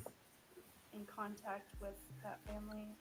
We're in contact with all the families daily. We have a representative from the police department that communicates with them. I have not been in contact with the private investigator. I think the same family has an attorney, which we have been in contact with the attorney, and we actually channel all of our stuff through the attorney. Anything else that you can think to add, or anything you want people to know? I think the biggest thing is just the outpouring of support we've had across the community, across our state, and across our nation. We've received multiple emails, food, all cards, you name it. People have reached out to us and thanked us for the hard work, and we'll continue to work hard. We're going to work until, like I said, we get a completion of this case. Wow. It's like somebody taking in donations for children's clothing, and then they go buy it on ice. They use that money to get have ice cream parties. While telling everyone how hard they're working. Right. The support has been amazing. The food. Oh my gosh. All right, this is 12:29. Oh, they still weren't on Coburger. It's bad. They still weren't on Coburger. 12:29, right here. I'd like to give a quick update to the community. Starting Friday morning, we are going to be bringing in a professional cleaning crew to go to the residents and begin cleaning. Part of the reason we're doing that is because of the biohazards, as well as chemicals that were used during the investigation. So there will be activity over at that residence on King Road, and we just want people to know about that. They're just giving you a heads up. Don't freak out because there's a hazmat biohazardous cleaning crew showing up. They still right here. They're not on to Coburger still. That's why I said when this was taped in the morning, that afternoon is when they started getting on to Coburger. We're bringing it back to the beginning of all of this, just so you guys can see. They weren't on Coburger until the afternoon of the 29th. I'd like to update everybody on the amount of tips that we've received. Number one, because we've received a lot more tips here recently, and we're continuing to investigate those and follow up on those. We've received over 19,650 tips. Wow, in one day they received 2,000. In one day they received 2,000 more tips.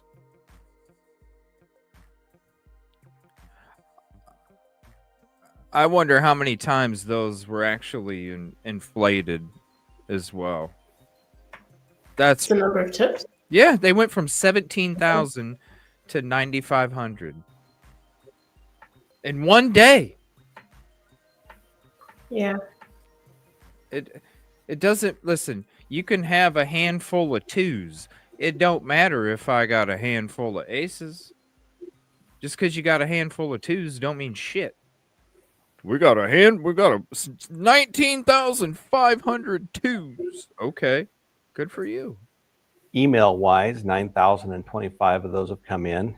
Phone wise, 4,575, and we've received over 6,050 digital tips. We want to thank the community for all their help and thank everybody across the nation for the help that they've given us. Yeah. And then we're going to switch it back. Uh-oh.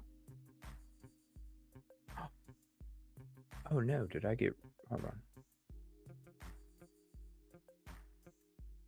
All right. And we're going to switch it back to this. Yoli, it was like so many damn people.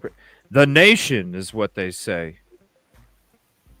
So again, I'm going to bring it all the way back to the beginning, and I will get into I was going to get into some other stuff, but I'm going to hop down. I'll probably go over to the lounge and check out some NASCAR stuff or something. But I wanted to end it on this. I'm going to be going in the next episode. I'll go through the IgG misconceptions, more about DNA transfer.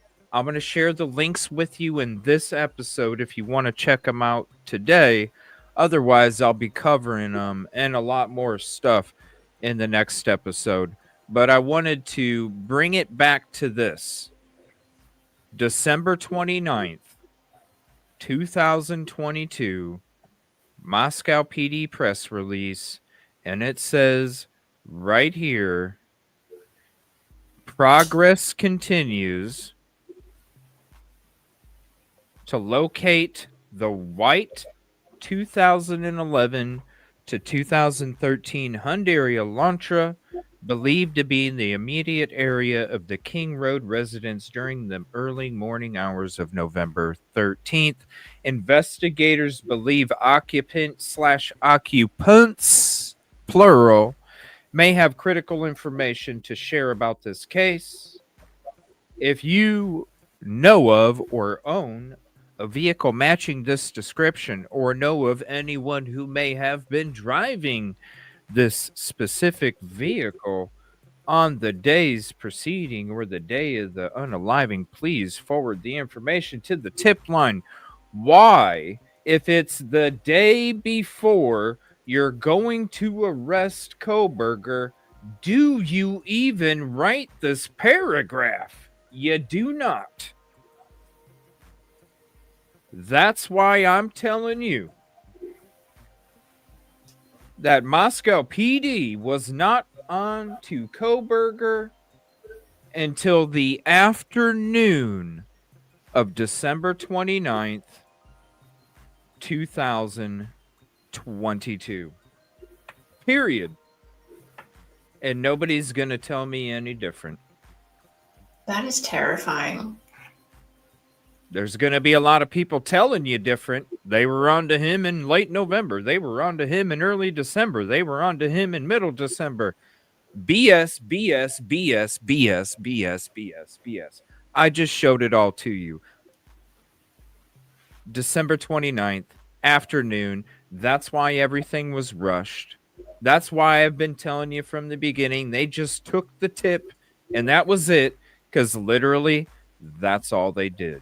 And threw a bunch of shit together to make it fit. They took the tip to make it fit. Thank you so much. Oh, go ahead. Sorry. No, I was just saying, yep. I mean, they even said that they were looking for ways to make things fit. And I had to show you the whole month of December. Nothing changed. And then you see this, nothing still changed. Nothing. If you just joined or you joined in late, trust me, this is an episode full of information from the beginning to the end. You got to watch the whole thing because it's nothing but links, information, and a whole bunch of contradictions showing you all that the stuff that's being talked about, whether it's the 2 male unknown DNA, guess what? Guess what? We all knew that in June of 2023. You know what needs to be talked about is this right here. The DNA dirty gloves. Because I'm telling you right here, this is going to be the reasonable doubt in trial that's going to get the IGG tossed, not even thought about, because this is going to show. Think back to OJ. You know, where I'm going to be starting my OJ series again that we started a couple years ago too. The OJ, it'll be OJ 30 because it's 30 years now since the trial took place. And when you see the contamination that took place, this is contamination right here. That IgG, it doesn't matter about the 2 unknown male DNAs that we've known about since June of 23. This right here is reasonable doubt because this is proof that shows that those investigators, and here's the link if you want the video, we covered it in this episode, even closer view of the drone video for you. This shows you right here. It was contaminated outside. It was brought in contaminated. You can't say that his touch DNA didn't get placed on the button snap because of these dirty DNA gloves. Yes, it can be a stretch, but we're not talking about stretch. What we're talking about is reasonable doubt. And even if there's a 0.01% chance that there's doubt, that is called reasonable doubt. And this right here is nothing but reasonable doubt. Period. And this right here says all you need to know, because they weren't on to him yet. Thank you, Rosie, for hanging out. Appreciate you very much. Thank you so much. Thank you, everyone. No problem.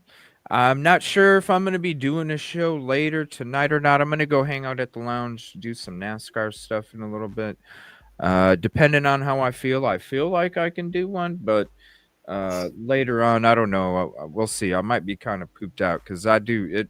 It was a lot. It was a lot in this show, and I'm still trying to get my thing back. You know, the energy and but it was a good show. Just from it being really sick, was. but no, it just had all this stuff needed to be put out there because I'm seeing all of this stuff going on. Oh my gosh, just all these different things. You know, he was on to him from this date. You know what? I'm tired of hearing that too. Here's a whole bunch of links. Here's a whole bunch of photos. Here's a whole bunch of documents. Here's a whole bunch of information. There you go. All in one episode. Thank you, Rosie. Appreciate you. Love you guys. There'll be a notification out early if I am getting on. We'll probably talk about I might start my JCOF files here tonight. We'll see, because I really need to get into that one because the misinfo from Idaho 4 and the misinfo with Sebastian, it's like interns are writing her notes and she's just reading it off like it's facts, and I'm just like, oh my God. You're an ex-FBI agent. You don't even know the exact facts of all these cases. I appreciate you all. Have a happy, peaceful Sunday. Stay safe. Stay warm, especially with all these storms that have been going on. We got hit pretty bad, too, over yesterday and through the night. But I hope to see you later tonight. I really do. If not, I'll definitely see you tomorrow. I love you guys. Appreciate you. Good night, everyone. Go sub to Rosie. Good night.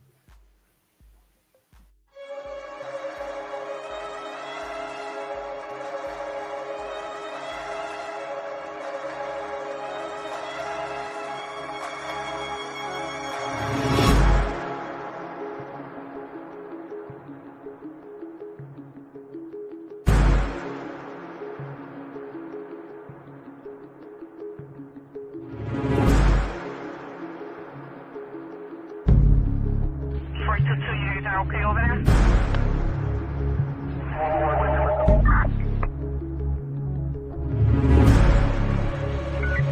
Alright, is your victim at the hospital? Someone shot there. Alright, do you see that we take pictures of the domestic relations?